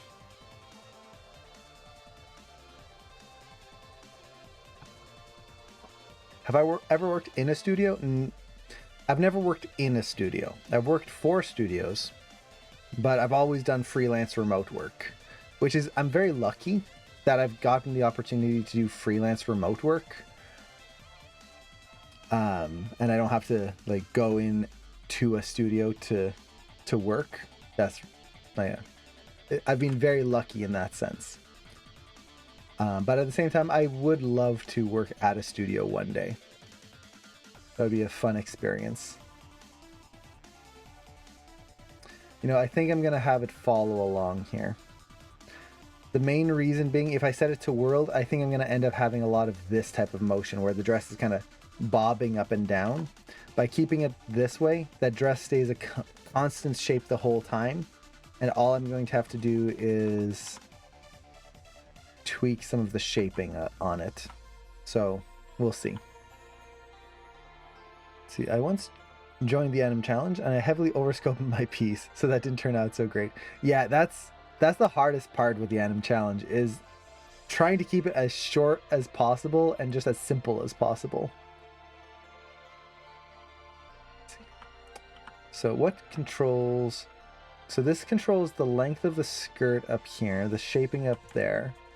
These individual controls I'll only really use if I need to like have her kick. So this moment here, for example, when she kicks forward right there, I'm definitely going to want to use these controls and kind of shape this to feel like the leg is actually kicking around that skirt. So I'm just doing this as an example here. So really shape that through there so we feel that pressure of the skirt being pushed by the leg. So those controls are going to be used for that pretty much exclusively, or if the arm is hitting the skirt. The controls down here, we've got this puff control. I think I can do the same thing by... Does this do the same? Okay, that goes out evenly.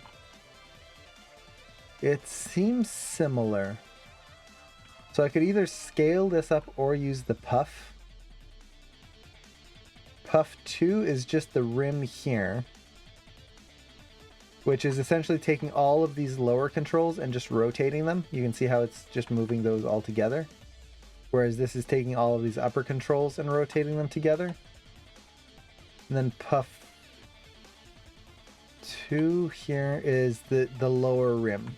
So essentially what the puff control is doing is it's just controlling, it's kind of like a global control for all of these. If I was to just take all of those individually, I could just rotate them and get the same effect.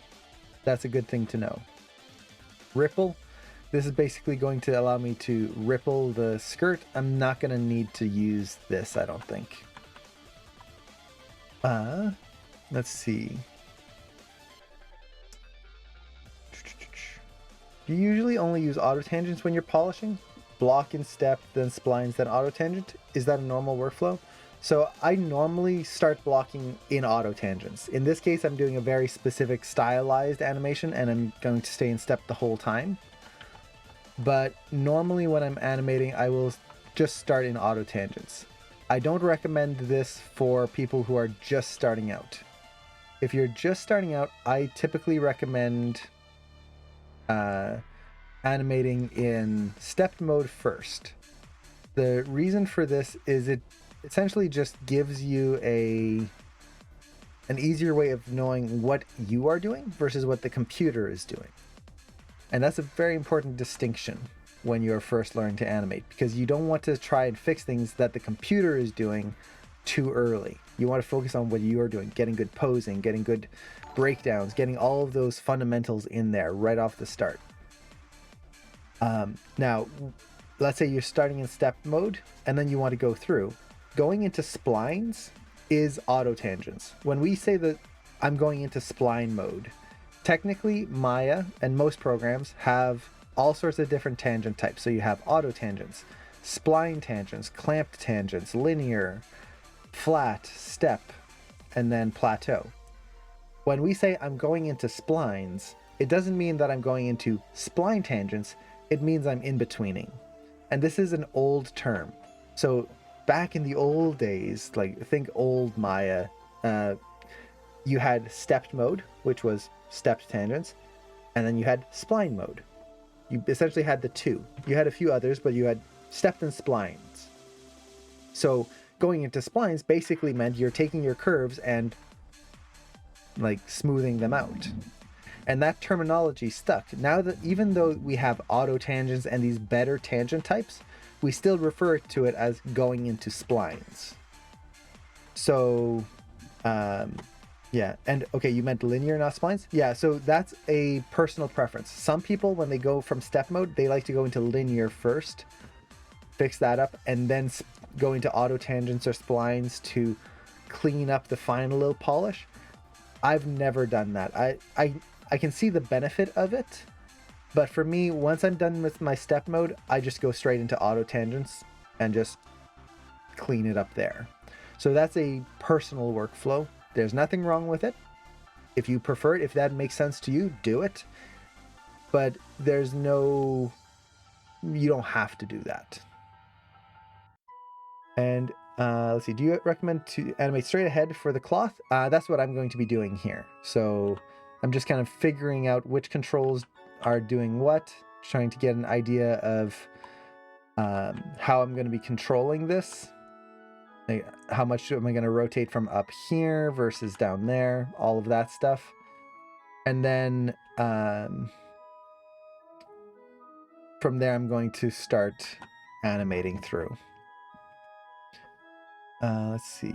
What's the difference between ideation and blocking? I was watching Omu and seems as though they're similar, but I just thought I'd ask. So ideation and blocking.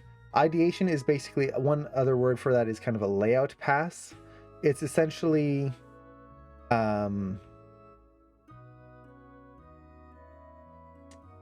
it's getting the idea of the shot in place, but you don't have to be perfect about it. Like a lot of times with it, I tend to call it the layout pass, is you'll have a character and you're just going to get them in like a default pose, and then you just slide them across the scene to get the idea of the scene. And you might hit certain other poses, but it's really just kind of super rough getting the idea out there. Blocking is starting to put in the body mechanics and the poses and like really putting a little bit more detail in there, making sure the story reads correctly. So it's one is just getting the idea down, the kind of the core of it. Blocking is starting to like put in a little bit more of the mechanics in there, if that makes sense. One thing I noticed in old Maya books, you set keys for only what you use. You set all keys at poses. Yeah, that's my personal workflow. Some people don't do that. I like to just set a key on everything. That way I know that the pose is saved exactly the way it's supposed to be. So yeah, it's just a different workflow. Is auto tangents the same as spline tangents, just with ease and out? Basically, auto tangents is a smarter tangent type. So let's see, let's say I have curves here. And we're just going to take our translate X here. And I'm going to go into spline mode. So with splines just kind of calculates the smoothest curve between tangents. So regardless, it's always just going to be as smooth as possible. Auto tangents tries to add holds. So you'll notice that at the peaks right here, it's actually flattening it out, the tangents, so that it doesn't overshoot past. It never has an overshoot. Splines overshoots all the time, like right there. So that's one of the key things. The other thing with auto tangents is that there's a reason why they're called auto. So if I go into splines here and then move this, see how the tangents don't really adjust afterwards. Right here, as I'm moving this, the tangent's not changing. It's just staying exactly where it was. If I move this, tangent doesn't change. It's exactly where it was. If I go to auto tangents and I move this, look at that. See how the tangent changes? It's automatically trying to adjust itself to keep those peaks from overshooting. That's two of the main things there. So auto tangents are a little bit smarter. Let's see. So let's actually jump into the dress here before I get too distracted. So I'm trying to figure out the controls I'm using. I'm thinking I'm going to be using the main control here to animate the side to side, the sway of the dress. That's going to be the easiest, just kind of animating this. Up and down is going to help me get the flare of the dress, the skirt. I could animate the flare. No, that flare control is going to be too much there. Yeah, that's just going to make it longer. I'm thinking I'm going to use the sway attribute here. Just because if you look here, see this line right there? When I rotate this control, see how there's a very distinct no motion right there, and everything above doesn't move. It's totally still. If I use the sway, it's actually moving that upper section just ever so slightly. So by using the sway, I'm going to be able to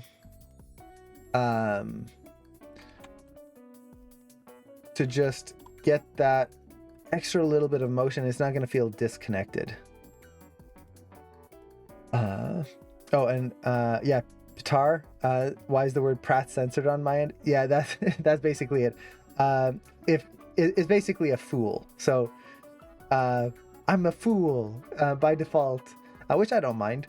I enjoy being more of a fool. I actually have some UK friends who come from the UK. They refuse to say my last name because they think they're insulting me by saying it. But essentially, like, if you've ever heard of the term pratfall, like a clown took a pratfall.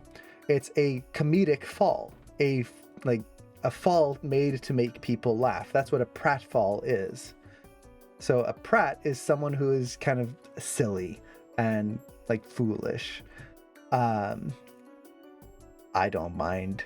Like, to me that fits me. I enjoy being silly and just having fun. I'm not. Life's too short to live seriously and not have fun in. So it doesn't bother me at all. Okay, there you go. The proper terminology there. Perfect. The joy of last names. Let's see. What do I want to do with the dress? Okay. So there's a few things that, as we're going through here, that I'm going to be very careful with the dress. One is I really want to have the dress feel like it's getting interacted with the arms. And then I really need to push the sway of it. So let's actually just start posing it out. So one thing I want to do is I want it to feel kind of stiff. I don't want it to feel like it's just draping down like this. It should kind of have a nice natural flair to it. So I'm going to try to keep that in there.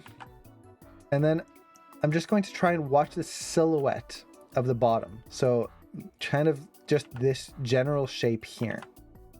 I want to make sure it doesn't line up flat or in a boring way. So I think on this pose, this is pretty good right here. Now, as she moves, we're going to want to drag that dress back. So let's drag it back. And I'm essentially just looking at this edge here and making sure that that dress feels like it points back in that direction. So something like that. And then see here how that side just drops super quickly? That's not right. She's just kind of moving to the side. So the dress shouldn't really drop too much there. So she's kind of just drag. Something like that. I can try to shape it later on, so I'll probably be able to take this control. See.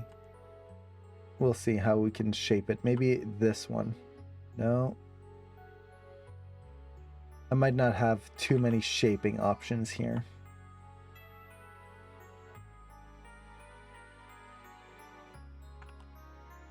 Yeah, let's keep it simple. So get that drag in there. Now, as she comes down, it should keep angling back.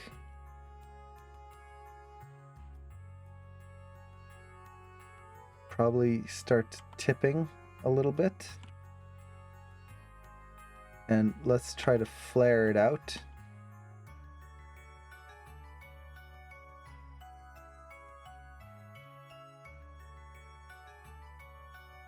Oh, watch that I'm not pushing it forward too much there. So it's really just looking at the shape of the dress. That's a lot of what this is going to be.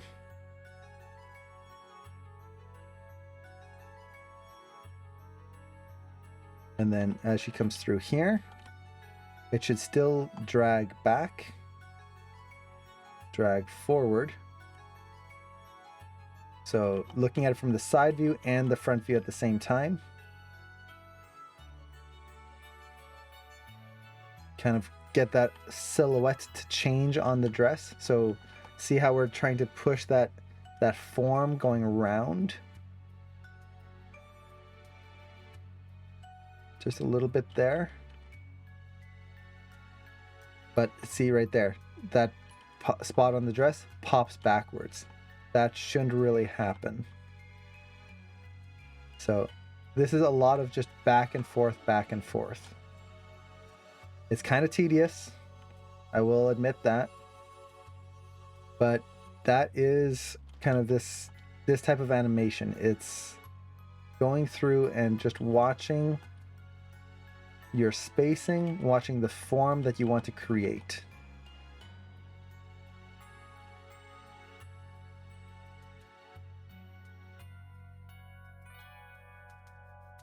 Okay. What are you using as a reference for the dress? I'm just freestyling it. So there's no reference here. This is all just kind of from my imagination and hoping it'll turn out right.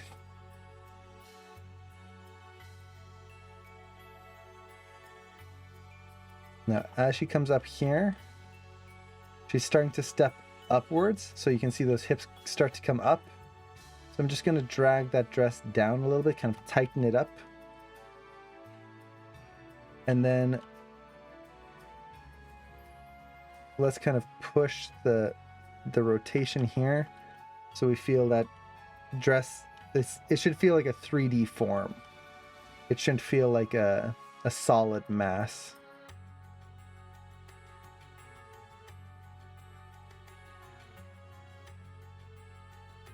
And then let's see, which one was sway?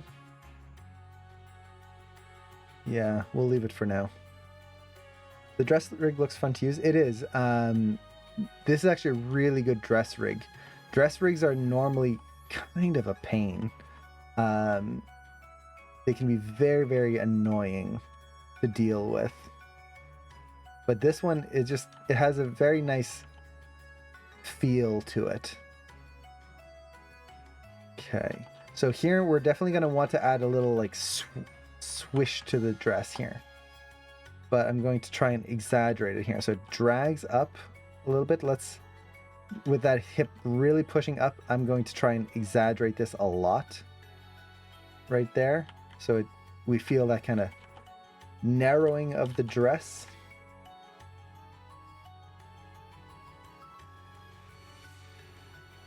Right through here. So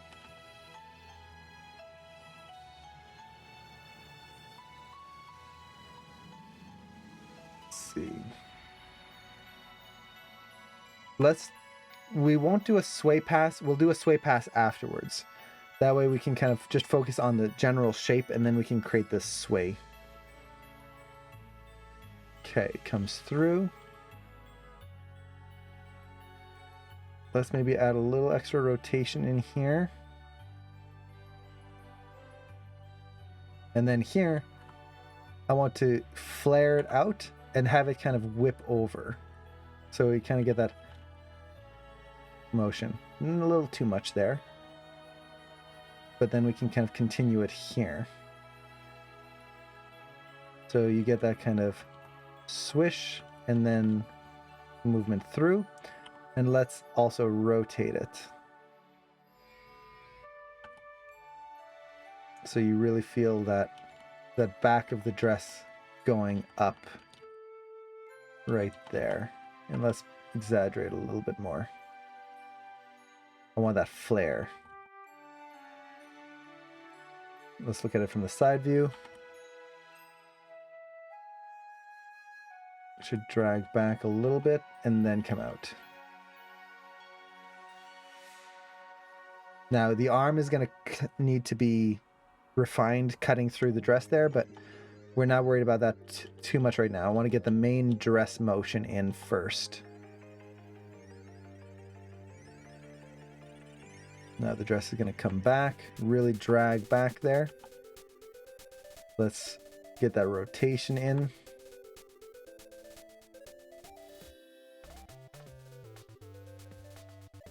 Now actually, I could use the scale here. Yeah, I'm probably going to need to use the scale here.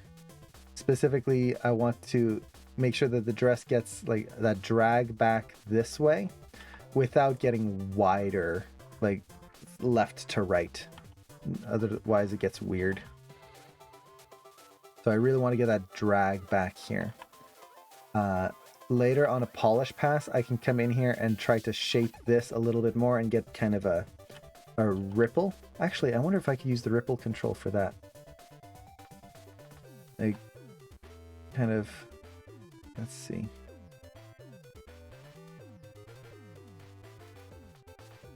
Something like this. Get that flip in the material. Yeah, let's do that. And then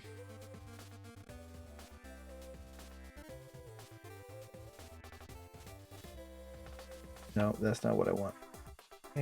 No. No. Flare. No. Okay. We can refine that later.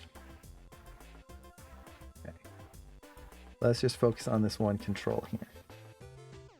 So it comes through. I think we could probably ripple this a little bit.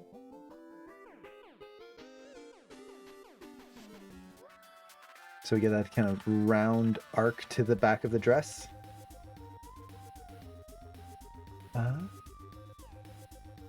Let's see. Is simulating cloth sometimes something that is more doable nowadays? Oh yeah, definitely. I saw some Marvelous Designer stuff and it's incredible. Yeah, Houdini, Marvelous Designer, they're great for simulating cloth.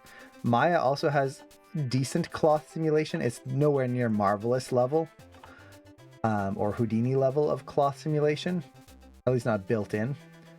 But it is still pretty decent. At least for, like, as an animator, just to get a quick something for my demo reel, I could do some quick cloth simulation with this.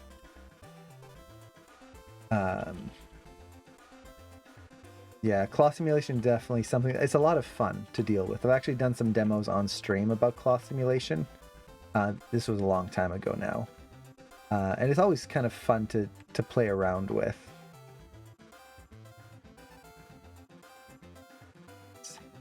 I'm just posing out that cloth there so we can get that leg to feel like it pushes through. Let's actually see if I can get a little extra drag in here. So let's pull this back here. Yeah.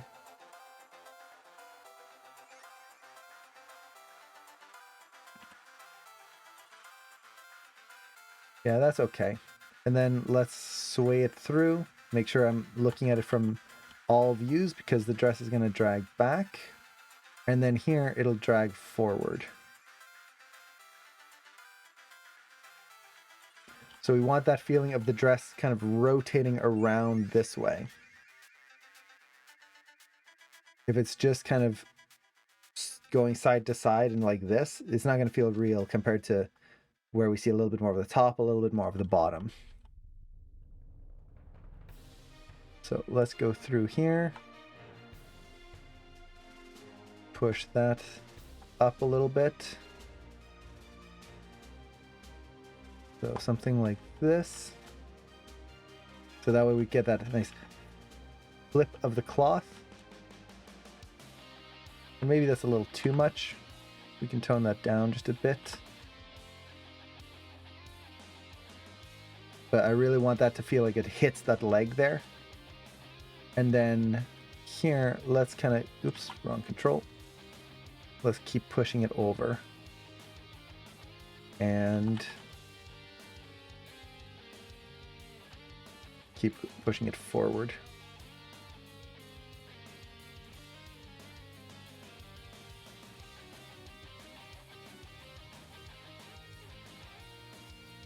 Okay. Hits the leg there.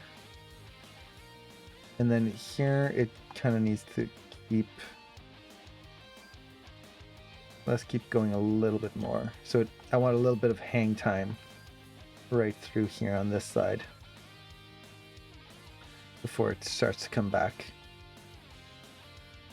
Also, I wonder if I can narrow it down just a little bit.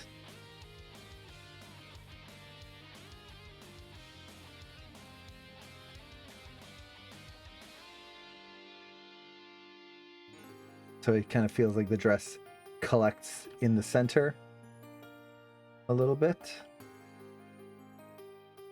Now, as it comes through here, we're definitely going to want to add some ripple on here.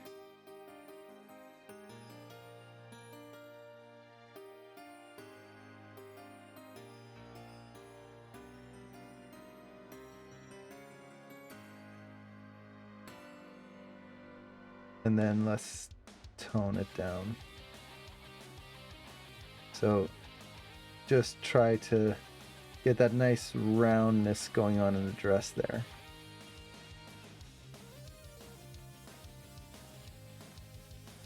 Oh, a little too much, I think. Yeah, right there. That's a little... I think I can pull this back just a little more.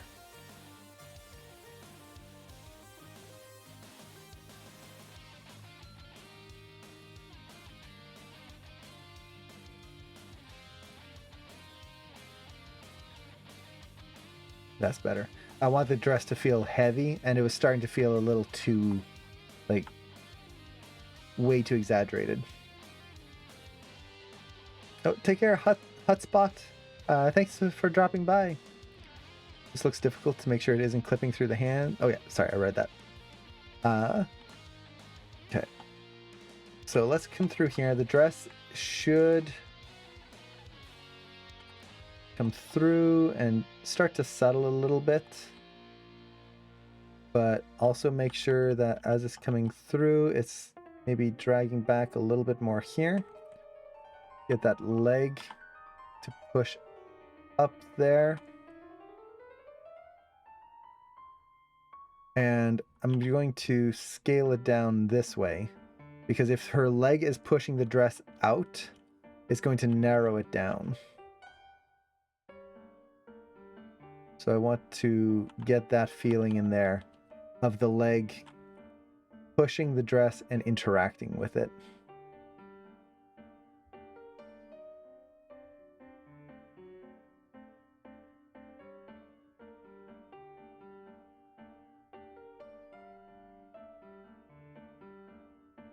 And then here, this is pretty good already. I think I can just exaggerate a little bit of the roll of the dress.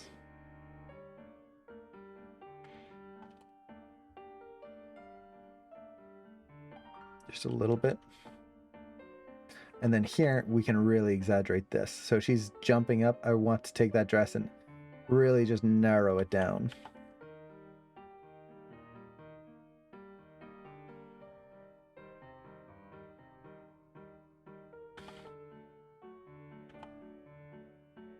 And then as she comes up, it's going to flare out. And since she kind of jumped backwards,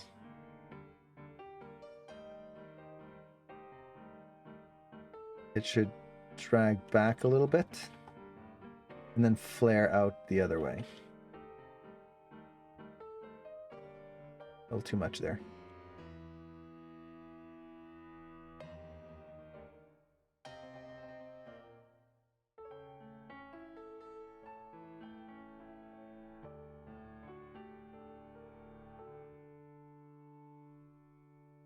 Back out, comes down. Let's keep it flared. More. Yeah. And then it'll narrow down again before coming out and going forward. We get this kind of little double bounce in the dress.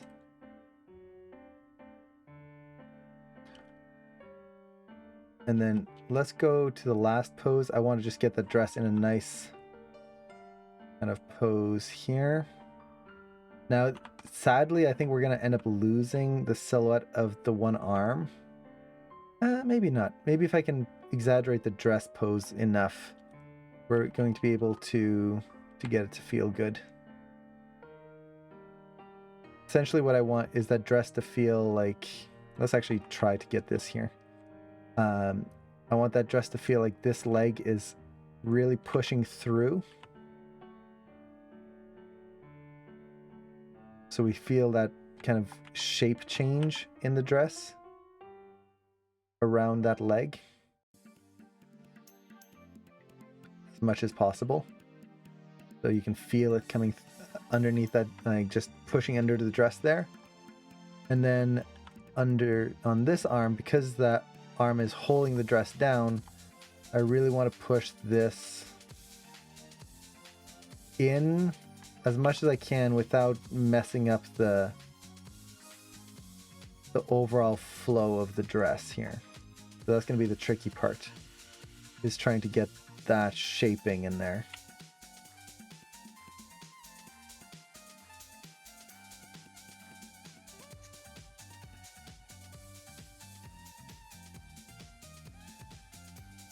Like right up here.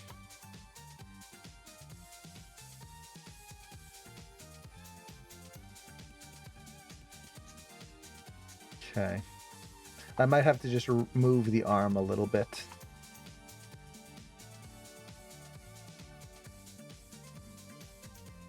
To to get the better silhouette there.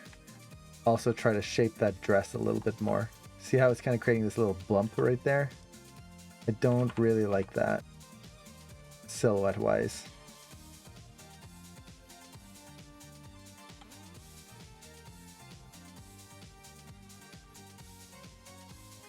Let's see. Yeah, I'm messing up the silhouette. See here how it's flattening right there? That just doesn't feel good.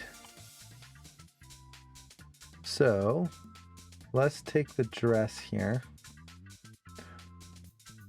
and how do I want to do this?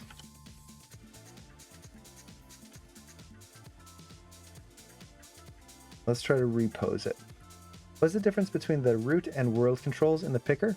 So the root control is this control right here that allows you to move everything. The world is everything. It just selects the, I believe if you were to open up the outliner, it's the main control, like the main group in the outliner. So that's the main difference. The root is an actual control. The world is the group that the whole rig is contained within. At least on this rig. Every rig is a little different and the naming convention changes. Sometimes the root is called the layout control.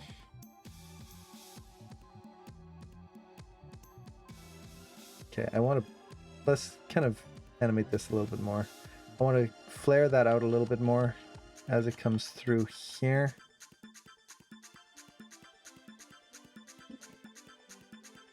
And then have it come down a little bit more. Too much.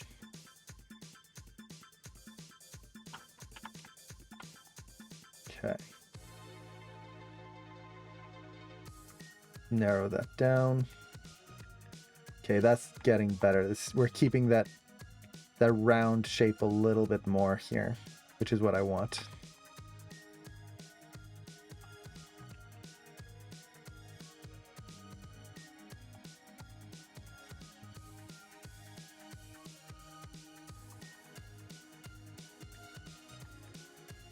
Okay. Scale this down. Move this to work with that leg.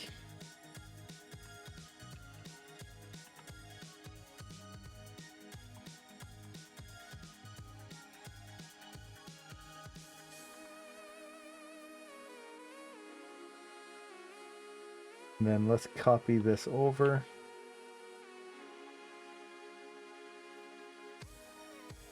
So watch here, see how that back is just slamming in there? I don't want that to happen. I have to be very conscious of my silhouette of the dress.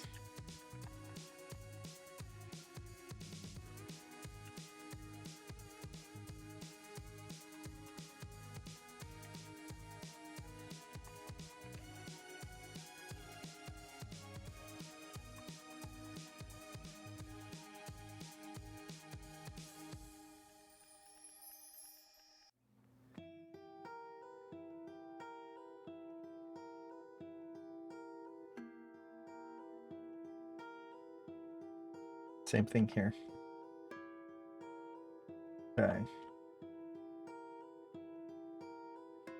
How does that feel? Not bad. Let's hit play. See how it actually plays through. It's definitely a little too stiff at the end. That swish through I kind of like, but at the same time it feels a little fast right here.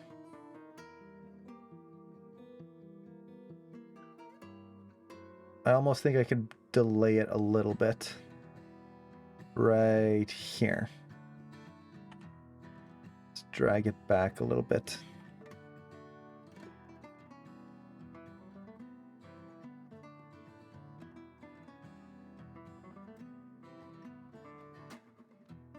Nope, too much. So have it start to come through and then swish through.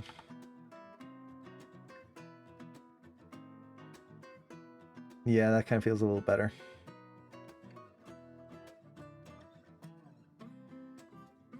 Okay. That's pretty much the dress for the most part. At this point, and yes, I should save. I said I was going to save a while back, and then I totally forgot. Thank you for the reminder. So, we've got the dress in here. I can go through and do a little bit more stuff on the frill if I wanted to. So, for example, here, let's add a little bit of ripple in there, but let's have it kind of flare outwards this way. So kind of feel that the roll of the dress, of the ripple. And then here as it comes out, maybe flare it out back there. And kind of, no, too much. Just drag a little bit more there.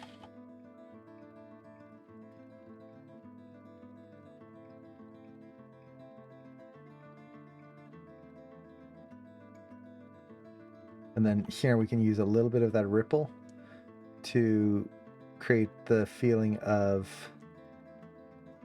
a kind of momentum in the dress.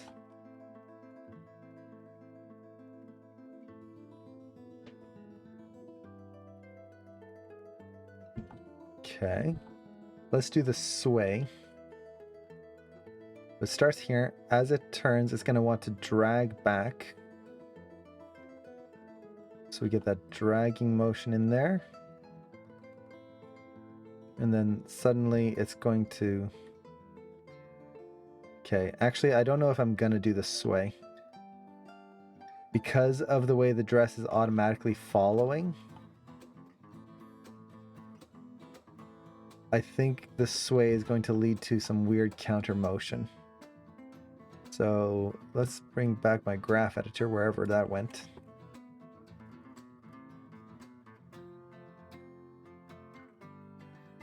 Find our sway, and I'm just going to zero that out. Okay, let's see. So let's actually create or stop the interactions now. So if this arm is pressing here, I want to push this a little bit. There's going to be clipping. I'm not too worried about that right now. I want to just get the general idea of these poses here. So it comes through. That feels okay. Right here, this is definitely going to have to be pushed in. As that arm swings through, I can push the arm out as well a little bit.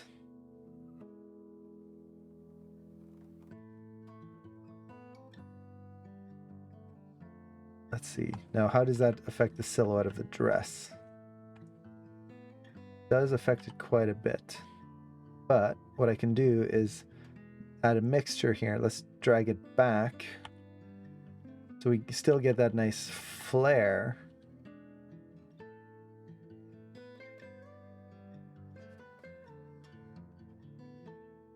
The ripple needs to be changed here.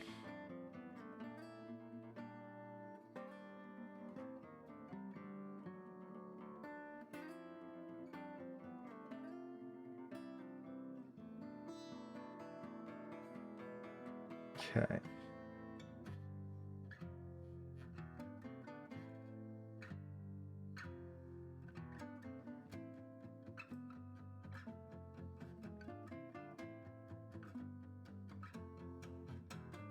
So it comes through.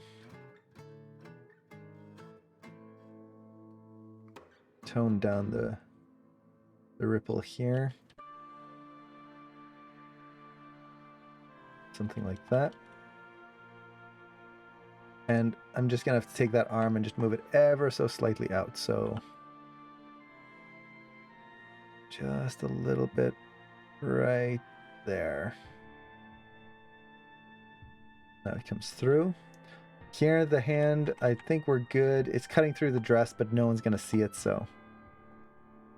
not a big loss. Like even here, technically the hand is cutting right through, but it's not going to be a huge difference, and I'm going to lose the silhouette of the arm here. If anything, what I'm going to do is I'll do another pass and try to push this arm in a better silhouette, like further out here. So that one's fine for now.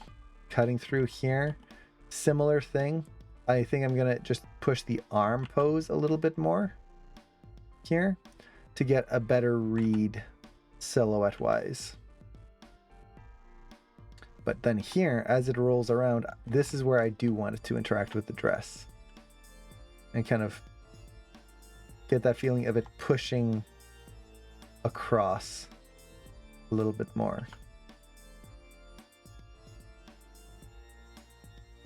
And then let's take the arm and just ever so slightly nudge it out. Right there. Did you polish the dance before working on the skirt? I'm animating this all in stepped mode. So this whole animation is going to be, there's going to be no splining this animation. The reason for that is I want to get that kind of anime feeling, that 2D effect on that. Technically, I could go into splines if I wanted to, but that was never the goal for this shot.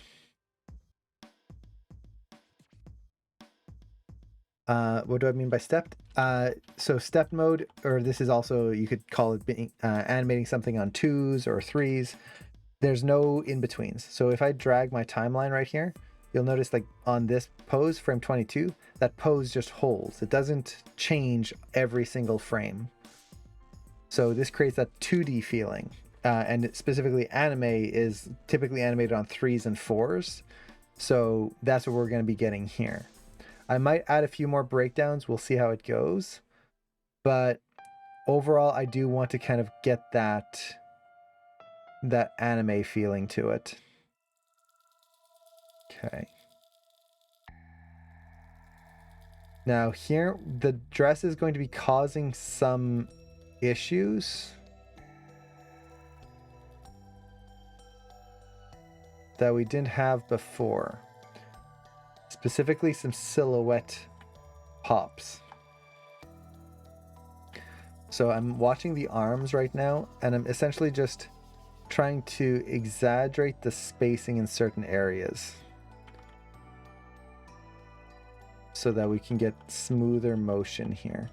Like right here, it used to be that you could follow this hand all the way through to the back, but now with the dress, the hand is getting completely lost. So I'm going to have to adjust my spacing here of the hand to avoid that.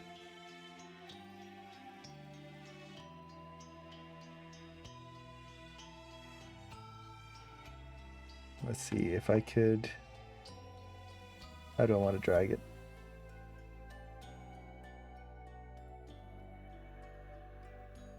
Maybe out this way.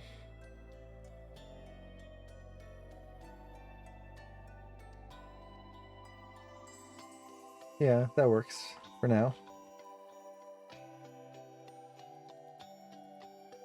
Maybe further back. Yeah. But then here, see how the hand it shows up for one frame and then disappears? That's definitely something that's going to have to be exaggerated.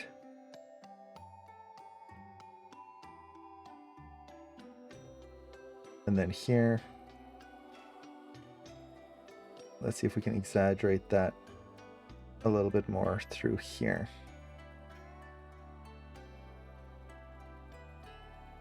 Okay.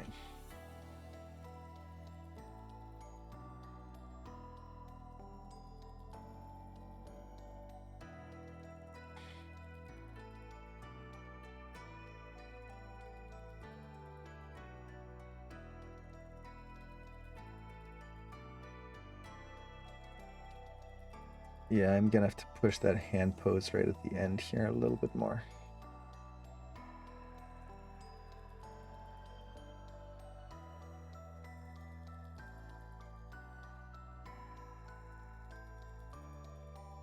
Then let's see if we can get it to feel like the dress gets pushed a little bit right at the end there.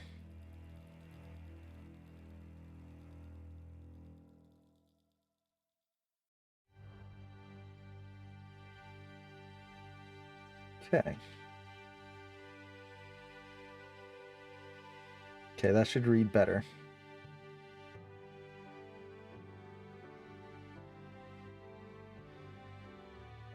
Yeah, not bad.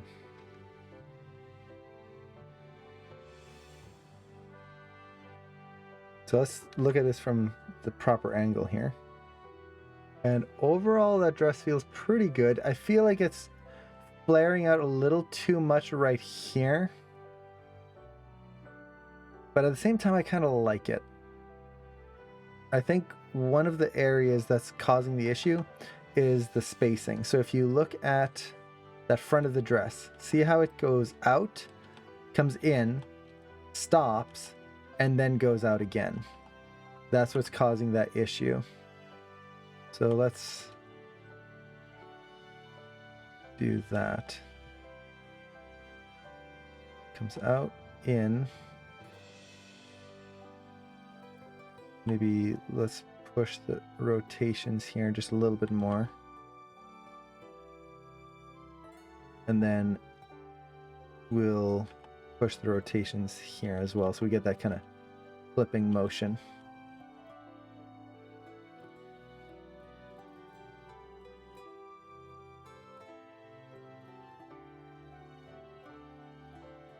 Okay, something like that. Yeah, that feels better already. Okay. Now, let's see, what other clothing accessories do we have? We have the sleeves. So that's going to be the next thing. Do I have time to animate the sleeves? I hope so. Let's see. Now, if I want to animate her the way the character is supposed to be by default, this would be the main outfit. So, okay. I could... You can see that the bloomers are causing some issues. I could just hide them, honestly. That wouldn't be an issue.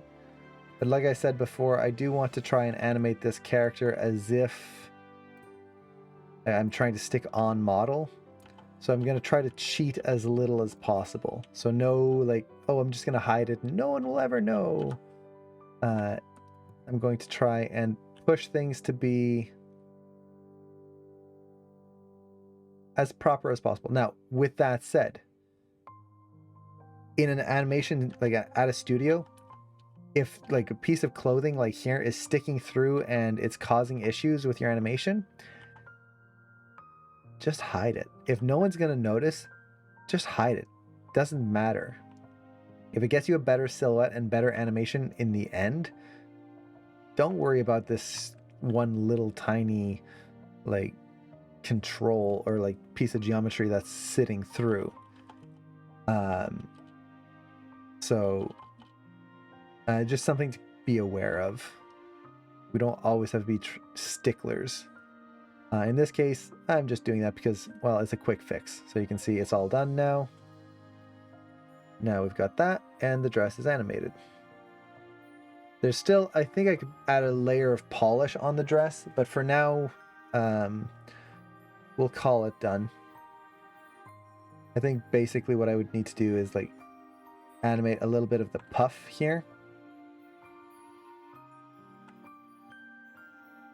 So, for example, as it comes down here, bring that in before coming through and kind of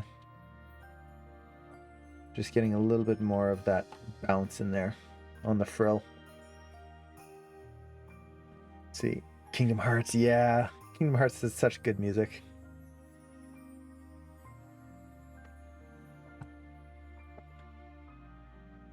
See, will I offset some keys? No. Since I'm animating in step mode, I can't offset keys or else things are going to move in a weird, janky way.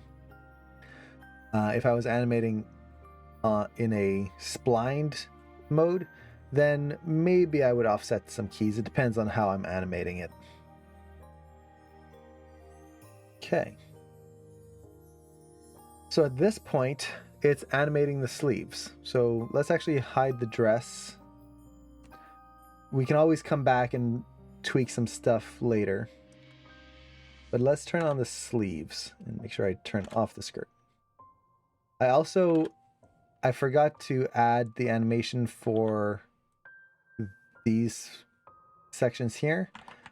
We'll do that later as a polish pass. So depending on what we're able to do today, I think I might have one more stream of this, just doing like very simple polish stuff. But we'll see.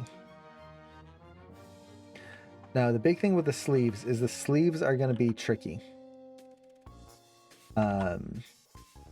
For a few different reasons. One, there's a lot of different controls for the sleeves that we can go through. So let's actually... Where's a pose where the character's sticking their hand out? Okay, perfect. So we have this control here at the back. This is basically the orientation of the sleeve. That's going to be very helpful, especially as the sleeve kind of spins. Actually, probably I'll be using this one a lot more because this upper area shouldn't twist right here. There's going to be a little bit of like overlap in there, some kind of like bounce in there, but it's going to essentially be pretty stiff. This, let's see, which one do I want to use? That's kind of a global one.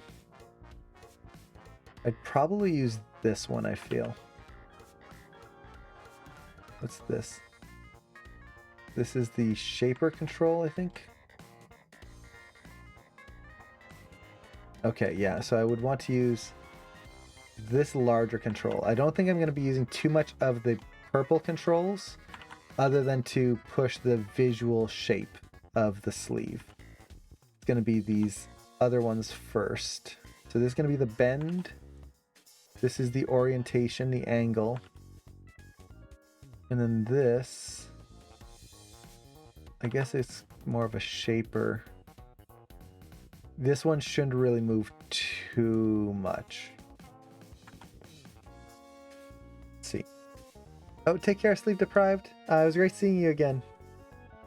Now, let's see. How do you decide what to animate next? Do you mean like in terms of the clothing and all of that?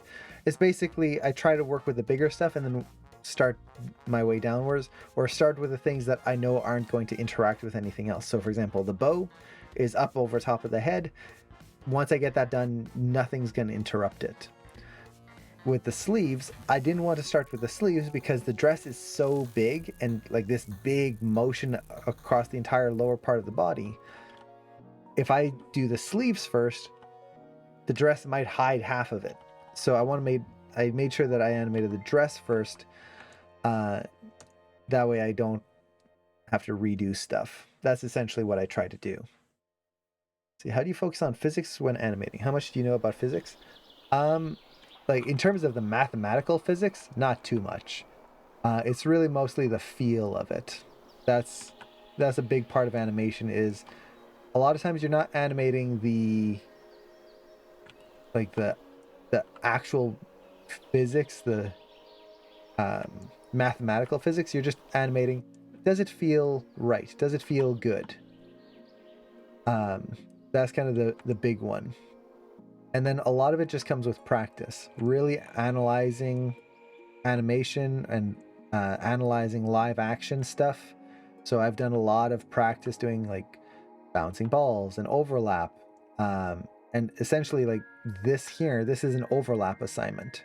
So for those of you in class 1, if anyone here is in class 1 of Animation Mentor or any online school, animation school, like you're going to be learning about overlap. This is it. Like I'm taking what I learned in class 1 of animation school, and I'm just applying it to my shot. That's it.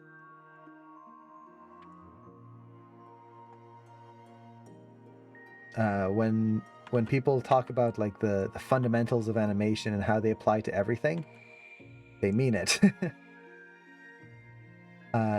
this kind of stuff is going, once you learn it, you're going to be using it everywhere. Is it okay for the distance between the keys to change? Yeah, totally fine.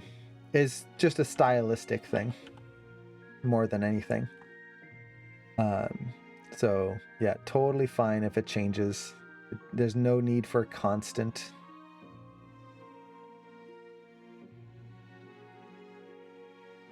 Let's see, let's try to drag this here.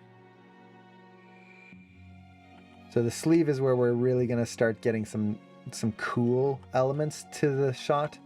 Because her arm motions are so drastic, we're really going to be able to push some of that shaping through here.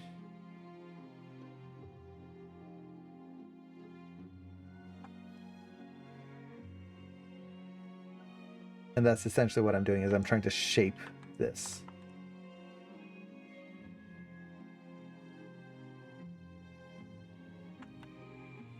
Okay, let's narrow it down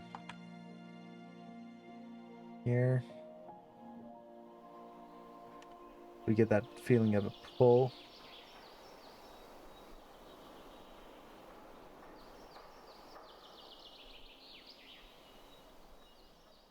Right through there.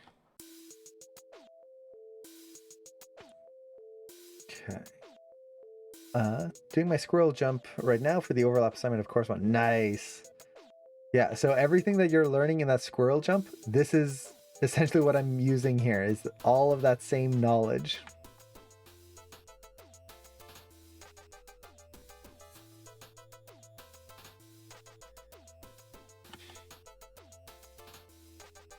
Okay, let's curl it up a little bit around that. So I'm looking at the shape of the sleeve, trying to make sure that it feels correct, that it creates a nice line. Try to get that a little bit straighter there. So we get that pull. And then here, it's still coming through. So let's rotate that a little bit more. Get that closed out. Let's see. Is overlap the opposite of anticipation? No, they're just two different things, completely different things. Overlap is motion that, like, for example, hair. If I move my head, my hair overlaps that head animation. It's taking the motion from there and swinging through. Even just doing something like this, my hand is overlapping the arm motion. Anticipation is preparing for an action, building up energy. If anything, it's not really the case, but if overshooting. So overshooting is when you go too far and then have to come back. Overshoots are kind of the opposite of anticipation, in the sense that anticipation is the buildup of energy. You are building up your energy in order to release it. Overshoot is the excess energy trying to keep moving. So in that sense, you could kind of say that it's like an opposite, but it's not really. It's just a different force. Oh, take care, Tara. Follow through? Yeah, so follow through, overshoot. Like I said, it's not really an opposite, but you can kind of consider it an opposite in some ways. They're related to each other.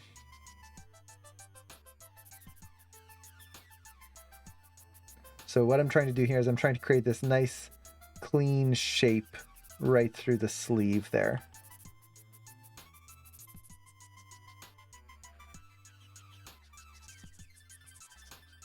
So something like that.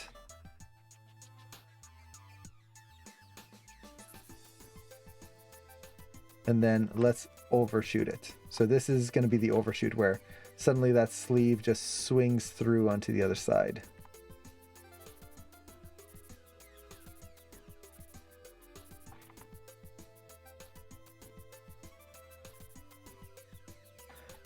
And let's see, how do I want to do this? So it comes through. And it could probably drag outwards a little bit more. Because of that arm motion of the sleeve, it'll probably want to go out this way.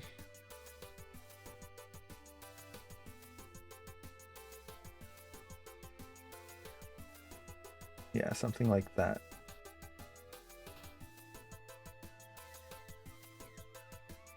Let's see. Let's see if I can get it to fold in half.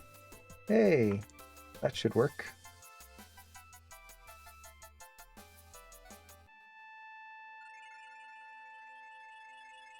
Something like that. I kind of want to keep a little bit of the red on the inside visible.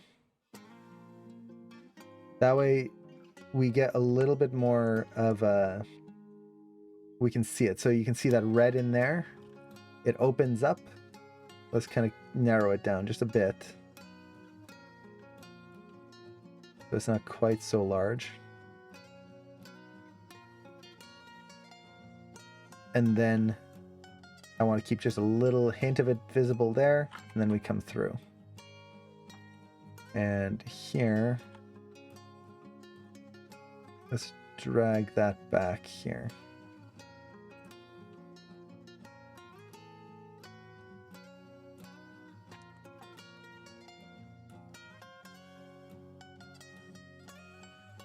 No, that's...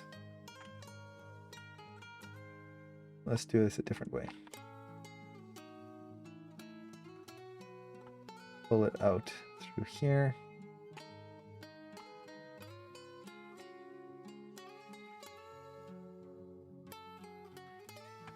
And then get a little drag there. Okay. So essentially I want that sleeve to kind of pull back a little too high there. And we just feel a little bit of that drag through there. And there we go. So there's that first arm motion. That's not too bad. Are anticipation and follow through generally equal in terms of how much they are offset from the key? No, not at all. The way they're offset, it just depends on how much energy you want to put through, how much energy is retained. It's kind of two separate things, and it all goes on how much you want it to feel strong or a specific specific feeling through something. So they're not really the same in that sense.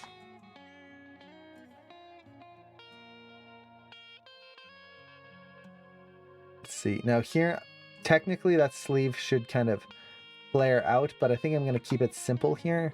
Since we don't see it, I actually don't need to animate it until this point here. And essentially what I want is just to kind of push that little bit of the sleeve right through here.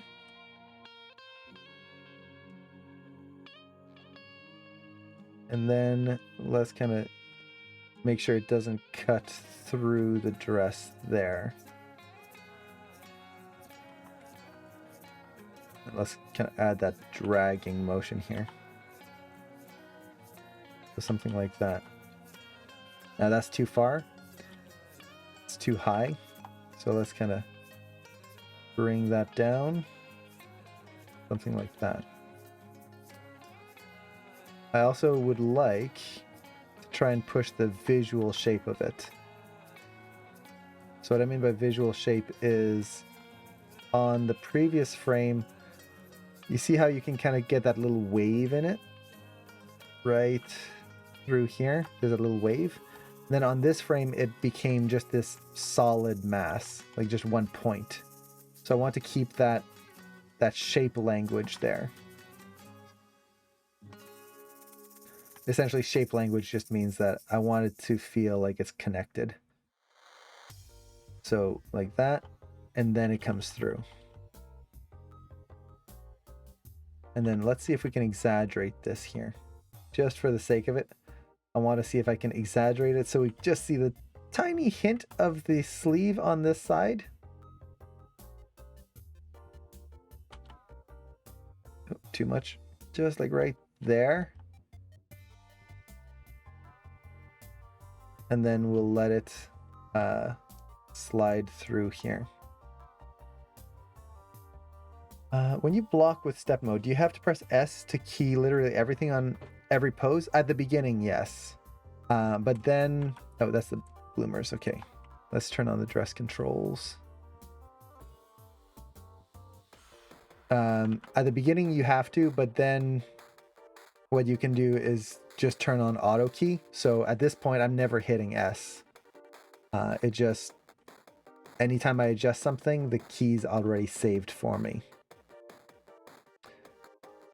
Let's see, I want the skirt control. Okay, so I need to fix this right here. Boop. There you go.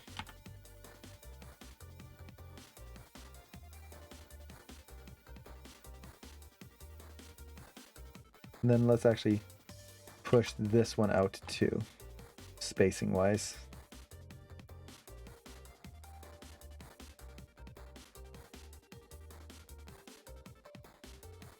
Okay.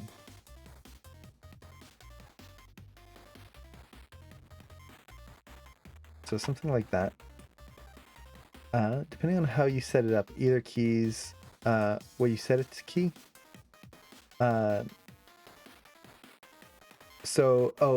Yeah, you can switch how auto key works. If you go into your settings and preferences, I believe under animation, right here, you can set it to key all attributes or key modified keys, or keyed modified attributes. I just have it key the modified attributes. Honestly, it doesn't make a huge difference. It's just the way you like to mentally think about it.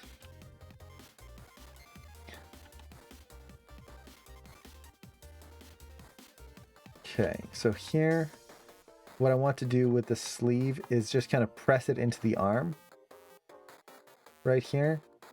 This way we kind of get a little bit more of like that tightness on it right through here. So it just kind of feels like it's pressing down into the arm. And then when it comes through, we can overshoot it. So as the arm comes through, the sleeve kind of billows out. And actually, to make that feel even better, I'll reverse the curve. So see how the curve of the sleeve is kind of going one direction, and then here it's going to go the other.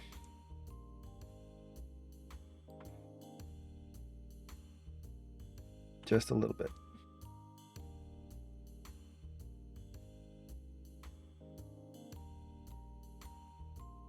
Okay.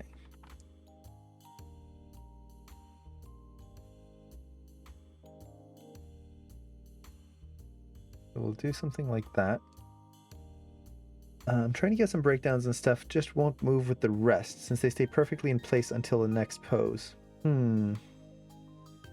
Interesting. Yeah, so normally I make sure to select all my controls at the beginning, hit S to set a key on everything. And then from there, you want to make sure auto key is turned on, which should be, let me hide my camera here. It's that red button right down here. Make sure that's turned on right there. And then you should be all good to go.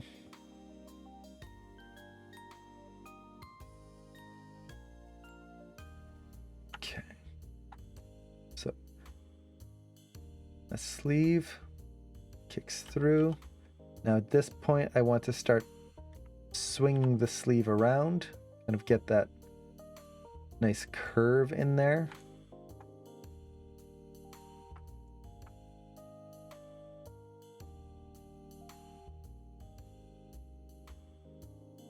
I think it can go out a little further.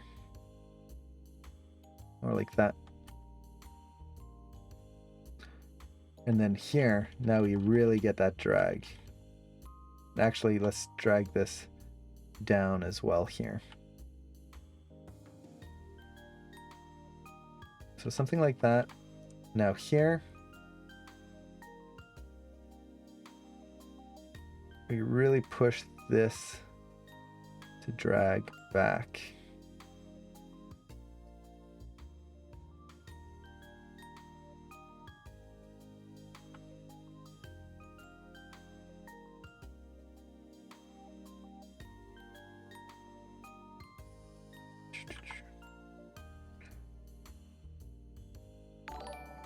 Okay. Push that shape back here. I want to billow out a little bit more. So a little bit more like that. Actually, let's push this a little bit more as well. So at this point, it's really just trying to get the exact shape I want. I'm not worried too much about like maintaining the mass of it because of how fast it moves. It's fine if it starts to feel a little stretchy. I'd rather get the feeling of momentum in there than try to keep the like, oh, it's got to be perfectly physically accurate. Okay.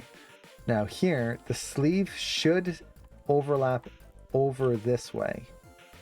Like so. The key here is that I don't want to block the face. I also want to watch what it's going to do on the next segment here. So like I could do this, but you can see how that sleeve is just now blocking the whole thing.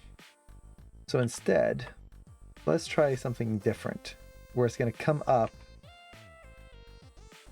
Sleeve kind of comes up here, and then the bottom here is just going to crumple in.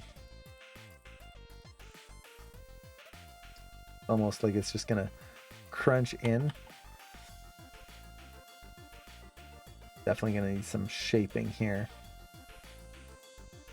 But does something like that instead.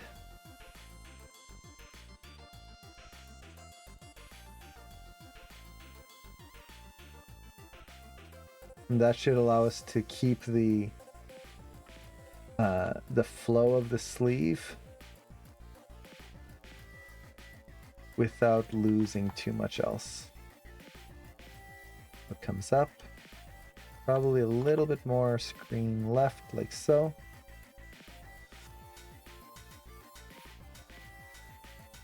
And then let's keep it. Actually, do I want to reverse it? No. Let's keep it kind of compressed in there. It's tough because it's pointing right at camera. Ideally with a sleeve like this, that's just not the ideal that we would want. It makes it harder to pose out in a nice, clean, and efficient way. Now I wonder if, because the arm is moving through, could we get away with something like this? Yeah, that could work. We'll cheat it. So I'm just spinning it all the way around, so it kind of feels like the sleeve is like wrapping around. And let's kind of get some pressure on the edge there.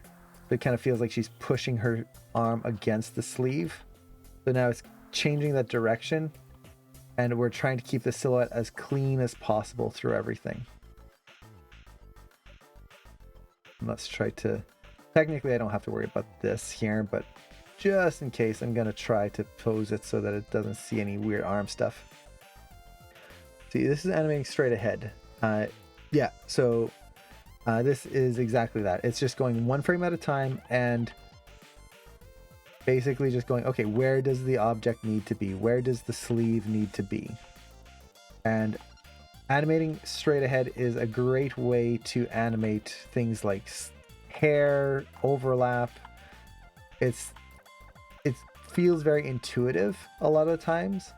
And not only that, it tends to give very organic motions to things compared to a pose-to-pose method. Now, with that said, I do love pose-to-pose. Pose-to-pose is a great way of getting a lot of different actions blocked out. But for something like this, this is just a little easier. So here, once again, I'm trying to think of that shape. How can I lead the eye of the audience from where it was before to this new pose here. So I'm really just trying to imagine that sleeve going in a circle, and then where is that circle gonna go? So maybe something like that. So,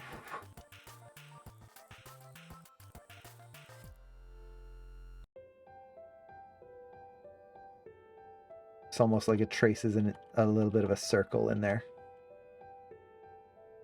Now here, this is going to be a tricky one because I don't want to cover the face, and I think I'm going to have to.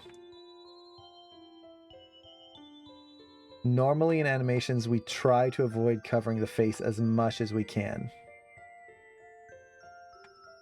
If we cover the face, it makes the expressions read less. So for example, if I do that, it's just not going to look as good. So I'm going to try and bring this up in a way that at least lets us see most of the face. Even if I have to cheat the sleeve a little bit. I'd rather do that than lose the face.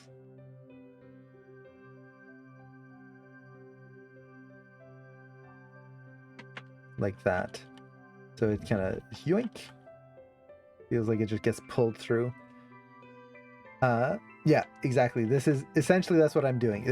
I'm smearing it instead of posing it out like the way it should physically be moved.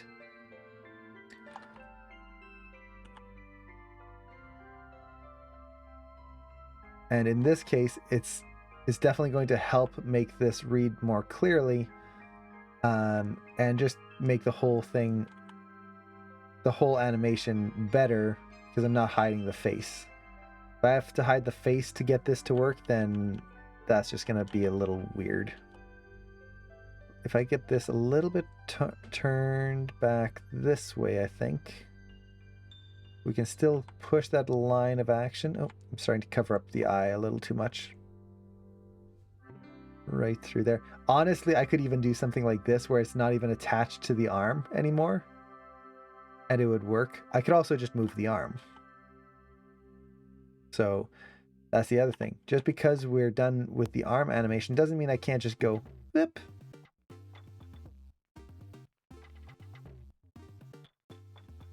And there we go. We're covering up the face a little bit, but nothing major.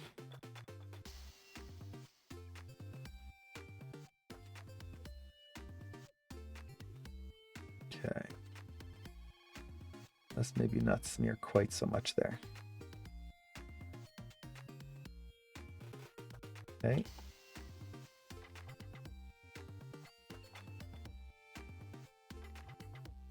Now here, let's try to overlap that sleeve. Let it really kind of go up and hit before dropping back down.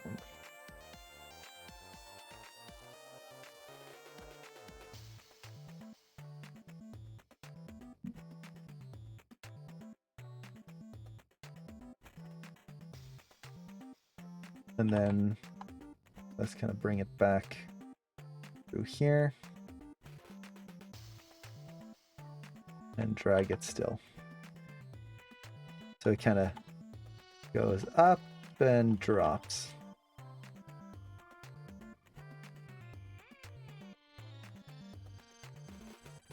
Maybe that's a little too high there.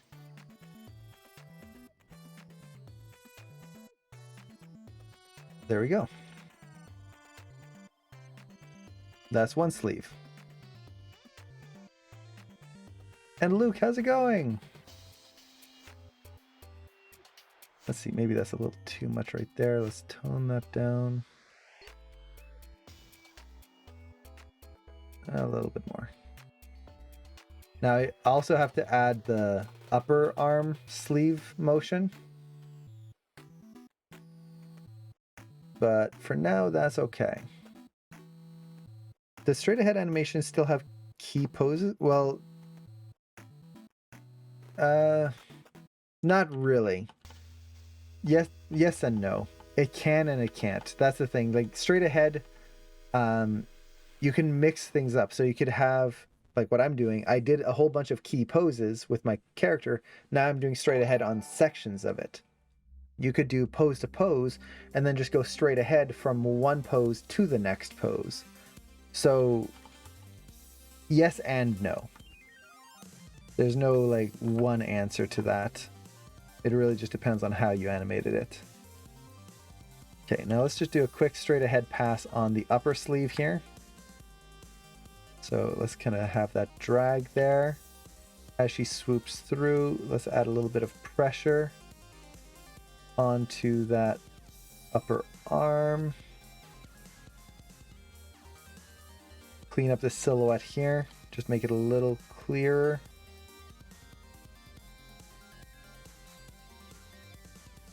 Add that drag in there.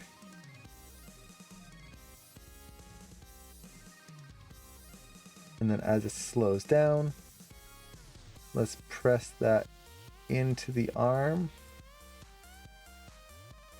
Actually, maybe I should translate it. Yeah. So I want that very specific line of action right through there. Then here, we don't have to worry about it until this point where the sleeve should kind of press into the elbow.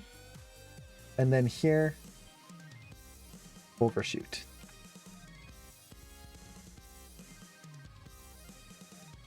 And then same thing here.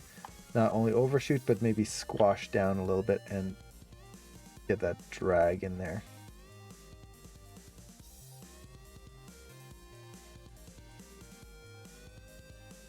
Now here, as it's coming through, I'm gonna press into the bicep.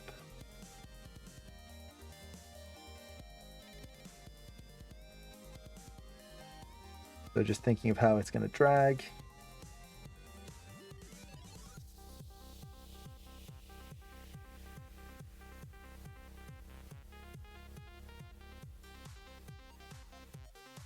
Let's see.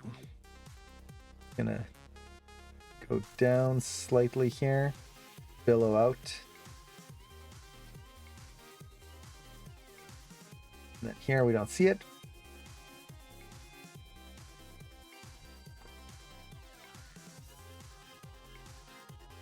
Get that nice shape right through there. Same thing here. Even though we're just seeing a little edge of it, I want to try and get that nice shape right on that back edge. Keep my silhouette clean. And then here, if she's pushing through upwards, we could stretch this down a little bit, drag it back.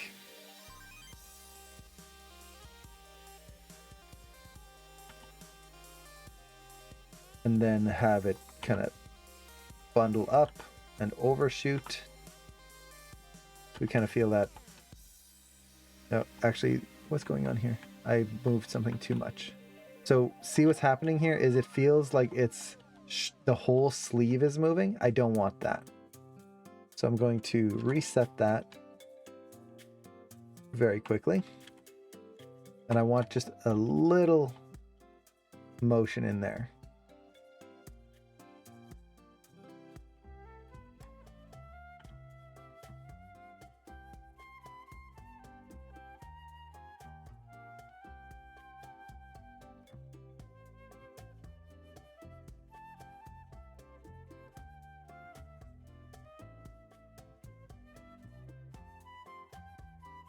So something like that. There we go. That Sony animation movie. Oh, that Sony movie is, or the what is it, Connected, or Mitchell and the Machines. Is that it? I haven't watched it yet, but I'm so excited to see it. It looks so good. So excited to see it. Hoping to see it this weekend if I have time. Okay. So we've got that.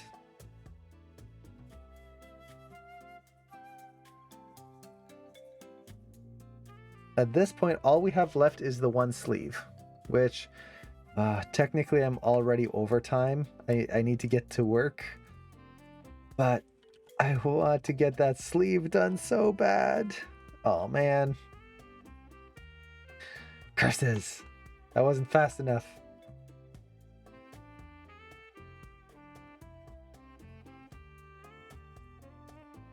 Let's see.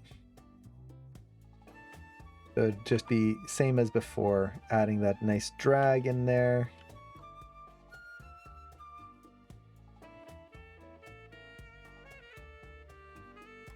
The fun thing with overlap and like this kind of motion is it's kind of, well, it's so simple a lot of times that you can kind of just turn your brain off, which I really like, as long as you're not like totally not thinking of anything. It's just this kind of fun animation where you can just relax and go straight ahead, not do too many big things. I don't know, there's something about it I really like.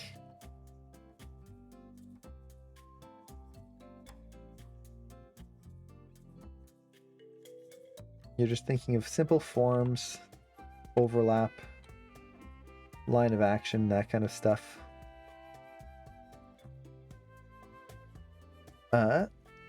Yeah, come back next time just to watch me finish a sleeve. The whole stream just for one sleeve.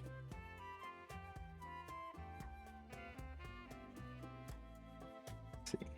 So here, I'm noticing that the shape of the sleeve right there, it needs to press into the arm a little bit more. Right here. That way we feel that pressure still pushing into the arm there. And that's a lot of like when I'm animating this, I'm trying to think of where those forces would kind of be pushing. So here the arm kind of overlaps a little bit, so we're gonna just open that up, flare that out. Even here I could start to flare that out just a little bit more. So we get that rotation just a little bit,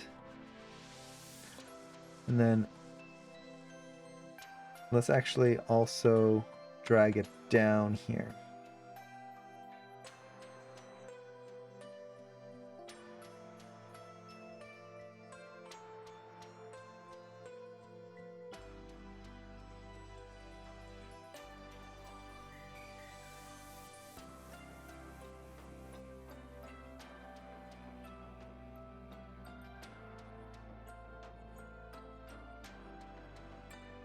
And then it comes through, shape that sleeve.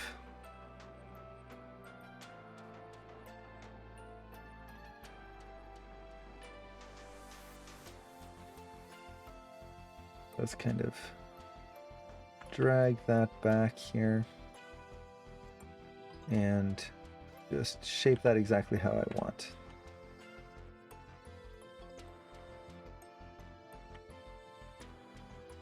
I think I could maybe, yeah, let's roll it in a little bit more.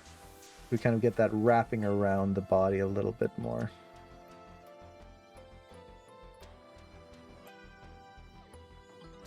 Something like that. And let's just round this out here as well.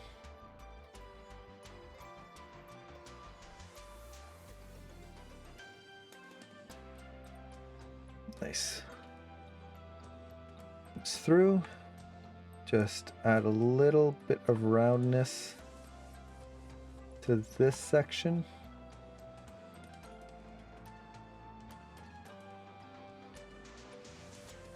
Yeah, there we go.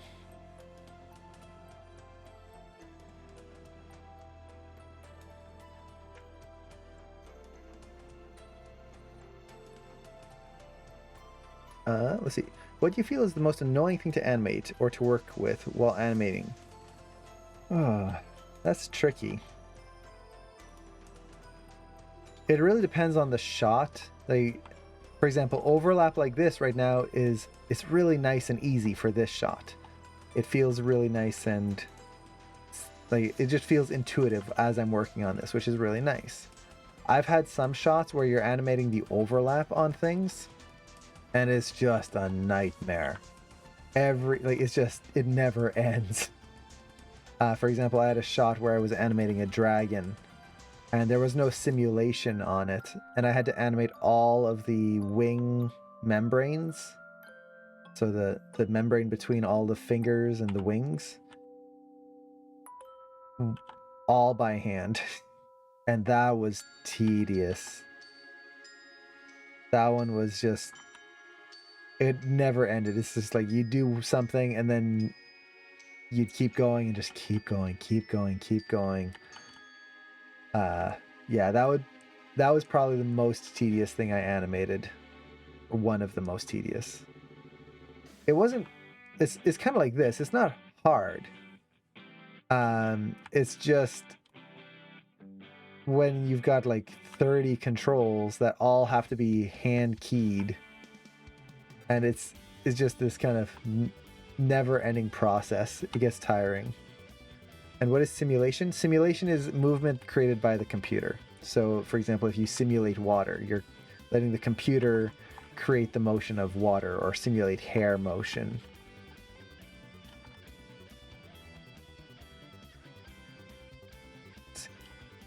Okay, kind of want to push the line of action here just a little bit more. So something like that. And then here, we'll let it billow up and fold it a little bit. I don't want it going up near the face, so that's why I'm doing it this way.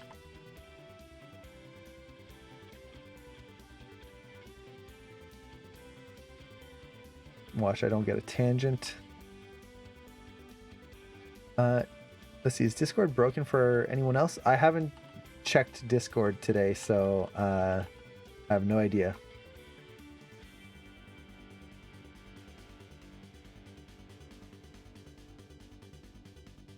Let's see. So it goes up, and then let's kind of keep it rolling in. So I want it to go out and up. So trying to push an arc into that sleeve. And then right here, let's push it back.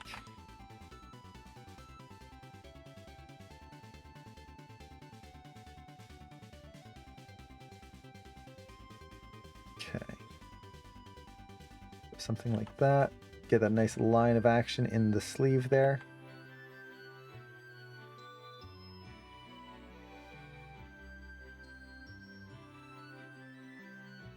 And I'm going to try, see if I'm able to. I don't, probably not. I was hoping to get a little bit of the red of the inside of the sleeve here showing, but with the arm angle, that's not going to happen.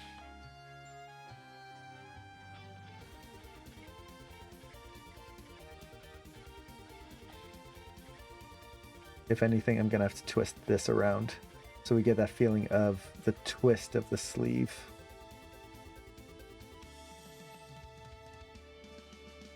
And then use this shaper control to get a little bit more of a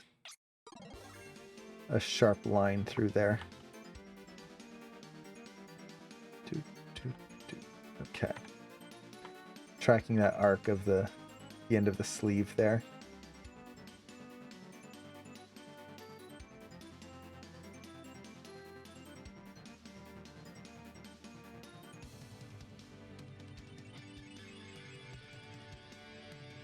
And then here, let's use this as a smear frame.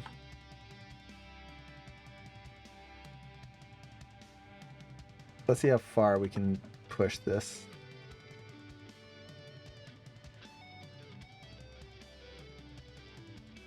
Okay, probably a temporary edge. Yeah, it's not working. Okay, so Discord's down. Oh, interesting. 4 more days until school ends and I get Disney Plus. Nice. Oh, that's going to be awesome. There's so many good shows on Disney Plus. I still need to catch up with Amphibia. That's going to be the next thing I need to watch. So here I'm trying to add a little twist to the sleeve. Because we kind of don't see too much red here, I don't want the sleeve to be like fully open. So basically like this, where we just see the inside red of the sleeve. I want to try and let it kind of just feel a little bit more like there's more white to it. Hopefully give it a little bit cleaner of a silhouette.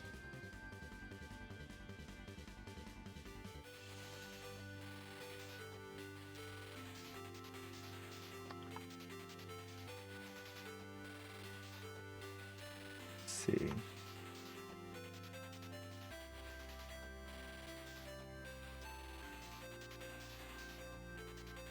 Something like this. Let's shape it. A lot of this is just looking at the shape of the whole thing.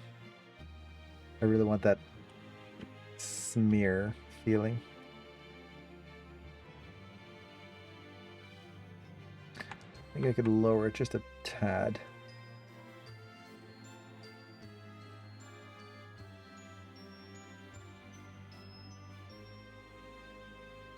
Okay. What's Amphibia about? It's, without any spoilers, it's a girl that gets caught in or transported into a frog world. And it's really well done, really well animated. Let's see. Can't wait to watch Mary Poppins again. Don't remember much of that movie. I've only ever seen Mary Poppins once, and actually fairly recently. I think it was like 2 or 3 years ago. I never grew up with it, but I really enjoyed it.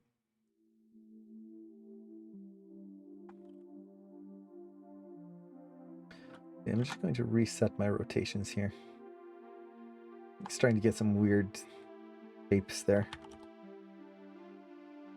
Okay, comes through. Now here, definitely need to shape this.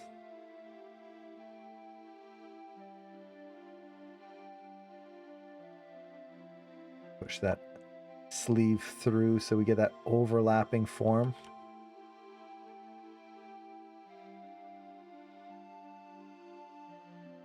Yeah, I'm not sure how this smear is gonna work or how it's working. I'm not a huge fan of it.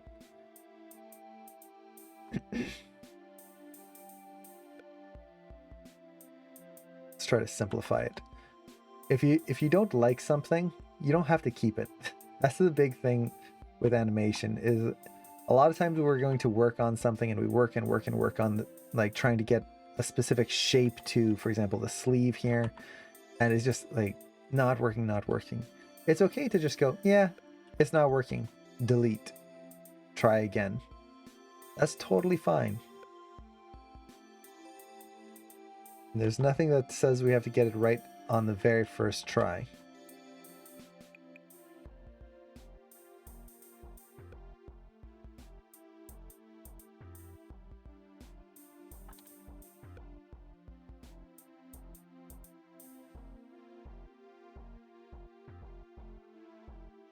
Let's see. Yeah, we'll keep that for now. And then here, let's just billow out that sleeve a little bit more. Add some drag to it.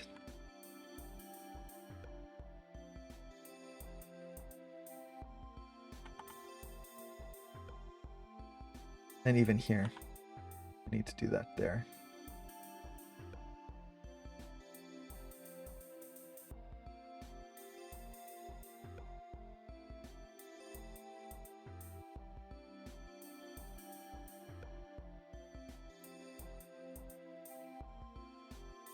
Something like that. Then here, make sure the sleeve isn't poking out the wrong way. So I can just hide that. And then here,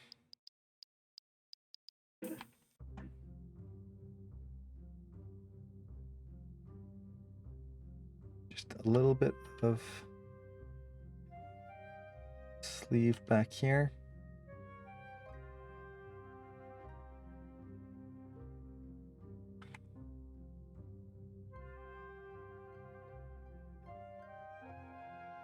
then almost done.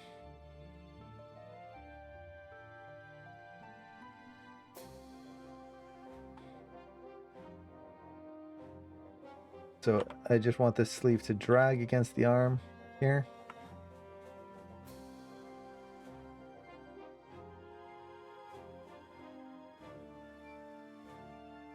Not too much.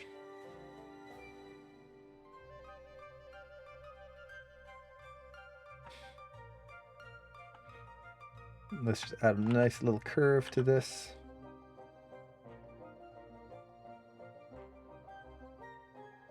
Okay. Let's see. Do you get to see it yet? No, I haven't seen the Mitchells versus the Machines yet. I've heard a lot of people talking about it, saying they really love it. I'm super excited to watch it. The moment I get a chance, I'm definitely going to do it. I'm hoping this weekend.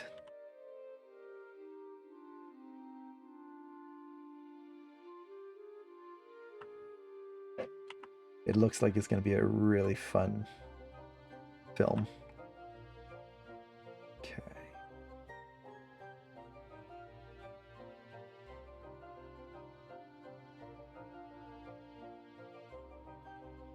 So come through there, and then here, let's just add some simple overlap to this.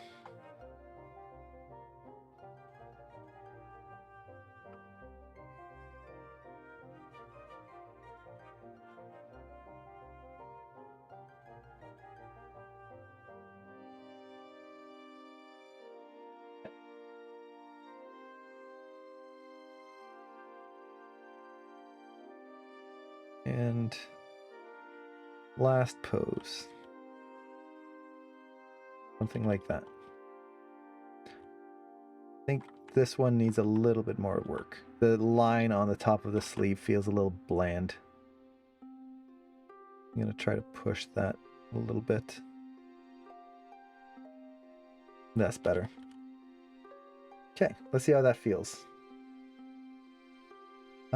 What's your favorite animated series or movie? I don't know if I have one favorite. I love so many of them.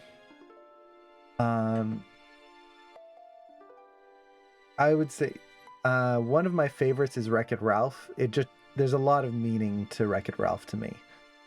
It came out when I was an animation student, so Cameron and I would watch that when we were working on assignments, and it just, I don't know, there was just something about it that stood out to us at the time. So that one means a lot. I feel like I've got too many frames here. I'm going to actually speed this up right there by 2 frames. Right there. If it's a smear frame, like I had right here, it was holding way too long. Oh, and it looks like I missed a key. What is it? Okay, let me undo. Okay. Make sure I grab everything. It looks like the GUI picker doesn't actually select everything. Missing 1 or 2 controls. Let's see. So yeah, Wreck-It Ralph. In terms of animated series, Avatar: Last Airbender, Full Metal Alchemist, and probably She-Ra. Those 3. Avatar: Last Airbender. That's like that. That was just so good. It was such a good film or series. I highly recommend. If you haven't seen it, go check it out. Yeah, that smear feels better now that it's on 2s. It's still not great though. It feels a little flat. I think partly because it almost holds too much right there. Yeah. So this is the thing with smear frames. Smear frames should be like a smear. It should feel like it's motion, not stillness. And right now, my smear frame was actually making the sleeve feel like it was holding in place. which kind of defeats the purpose.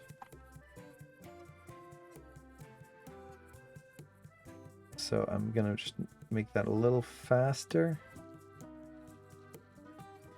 Maybe curl it up a bit. Make sure I'm actually on the right frame.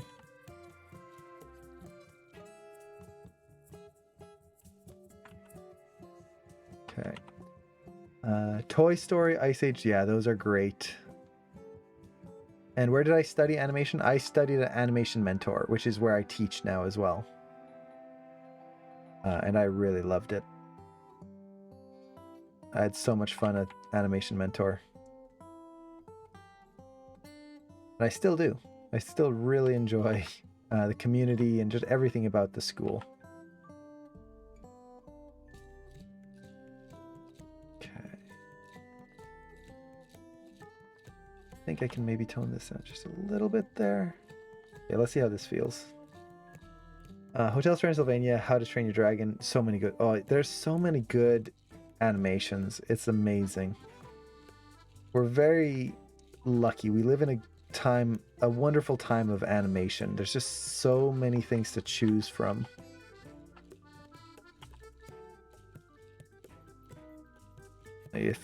No matter what style, what preference you have in terms of animated films, there's something around for almost anyone, and that's just wonderful to me. Just that range that we have to choose from. Animation has never been, in all of its history, we are at the golden age of just the amount of animated films, TV shows, movies of all genres, of all styles. There's just so much that we get to choose from. It's wonderful.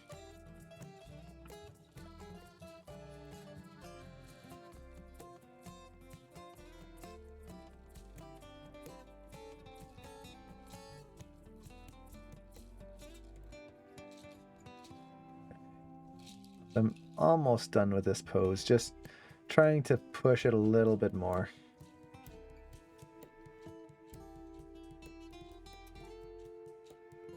Okay. And there we go. I think that's pretty much all the clothing. Well, no, I should do the other sleeve. Okay, let's do this super quick.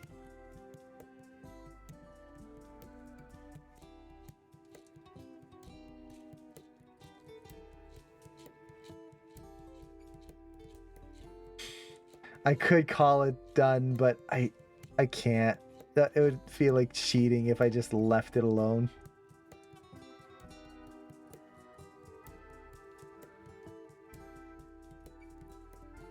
So let's just quickly get through this, and then I'll call it here. And then after that, I think we'll be done with this animation, and I'll have to try and think of a new animation to work on.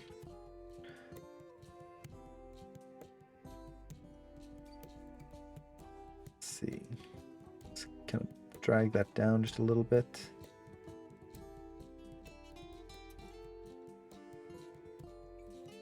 Now we don't see it, yay.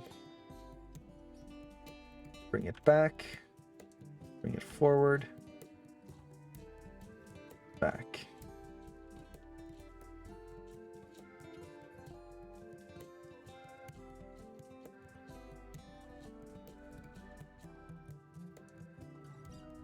And try to play with multiple axes, not just one.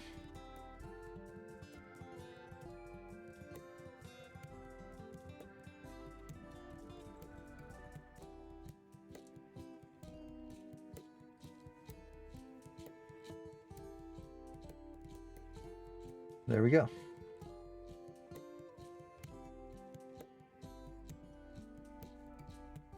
Done. So let's take this here and we'll just do a quick play blast.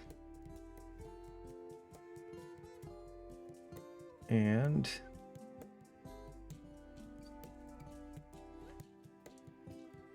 there we go. So Play Blast, and let's catch up with the chat here. I'm so glad I'm not studying animation 50 years ago, drawing every frame.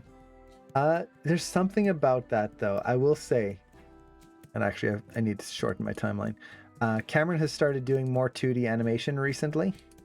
And there's something about the 2D aspect of it, that of just being able to draw it in where you want. You're not dealing with curves. You're not dealing with all these complex like constraints and whatnot. You're literally just putting your drawing where you want it to be. And there's something very appealing about that.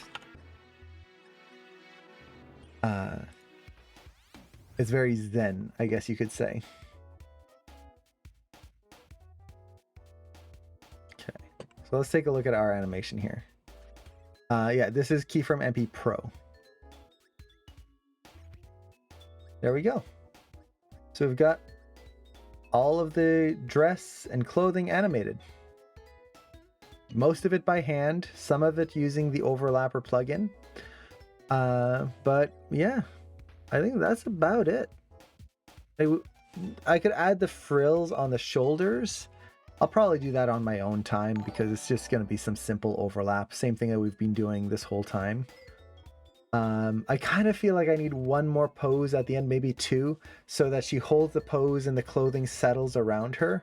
Right now, like the sleeve doesn't quite settle all the way. It's falling, but doesn't stop. So I might do that on my own time. We'll see.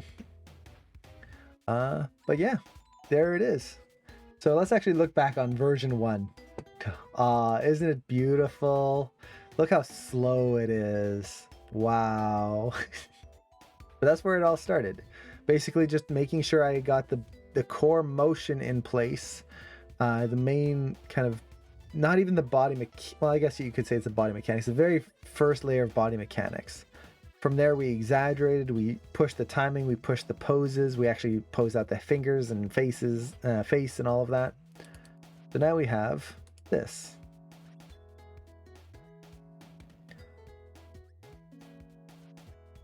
And we also have the version without complex clothing right here. There you go. So there's our animation. It took like between all the talking and everything, like 2.5, 3 hours to put all of this together. So it's not that long, and we got all the overlap done on the clothing. Now, to be fair, we're not in splines, so it's not like we have to do curve cleanup and stuff, which that's the nice thing about doing animations in a kind of stepped format, is there's a little less cleanup than you would normally. But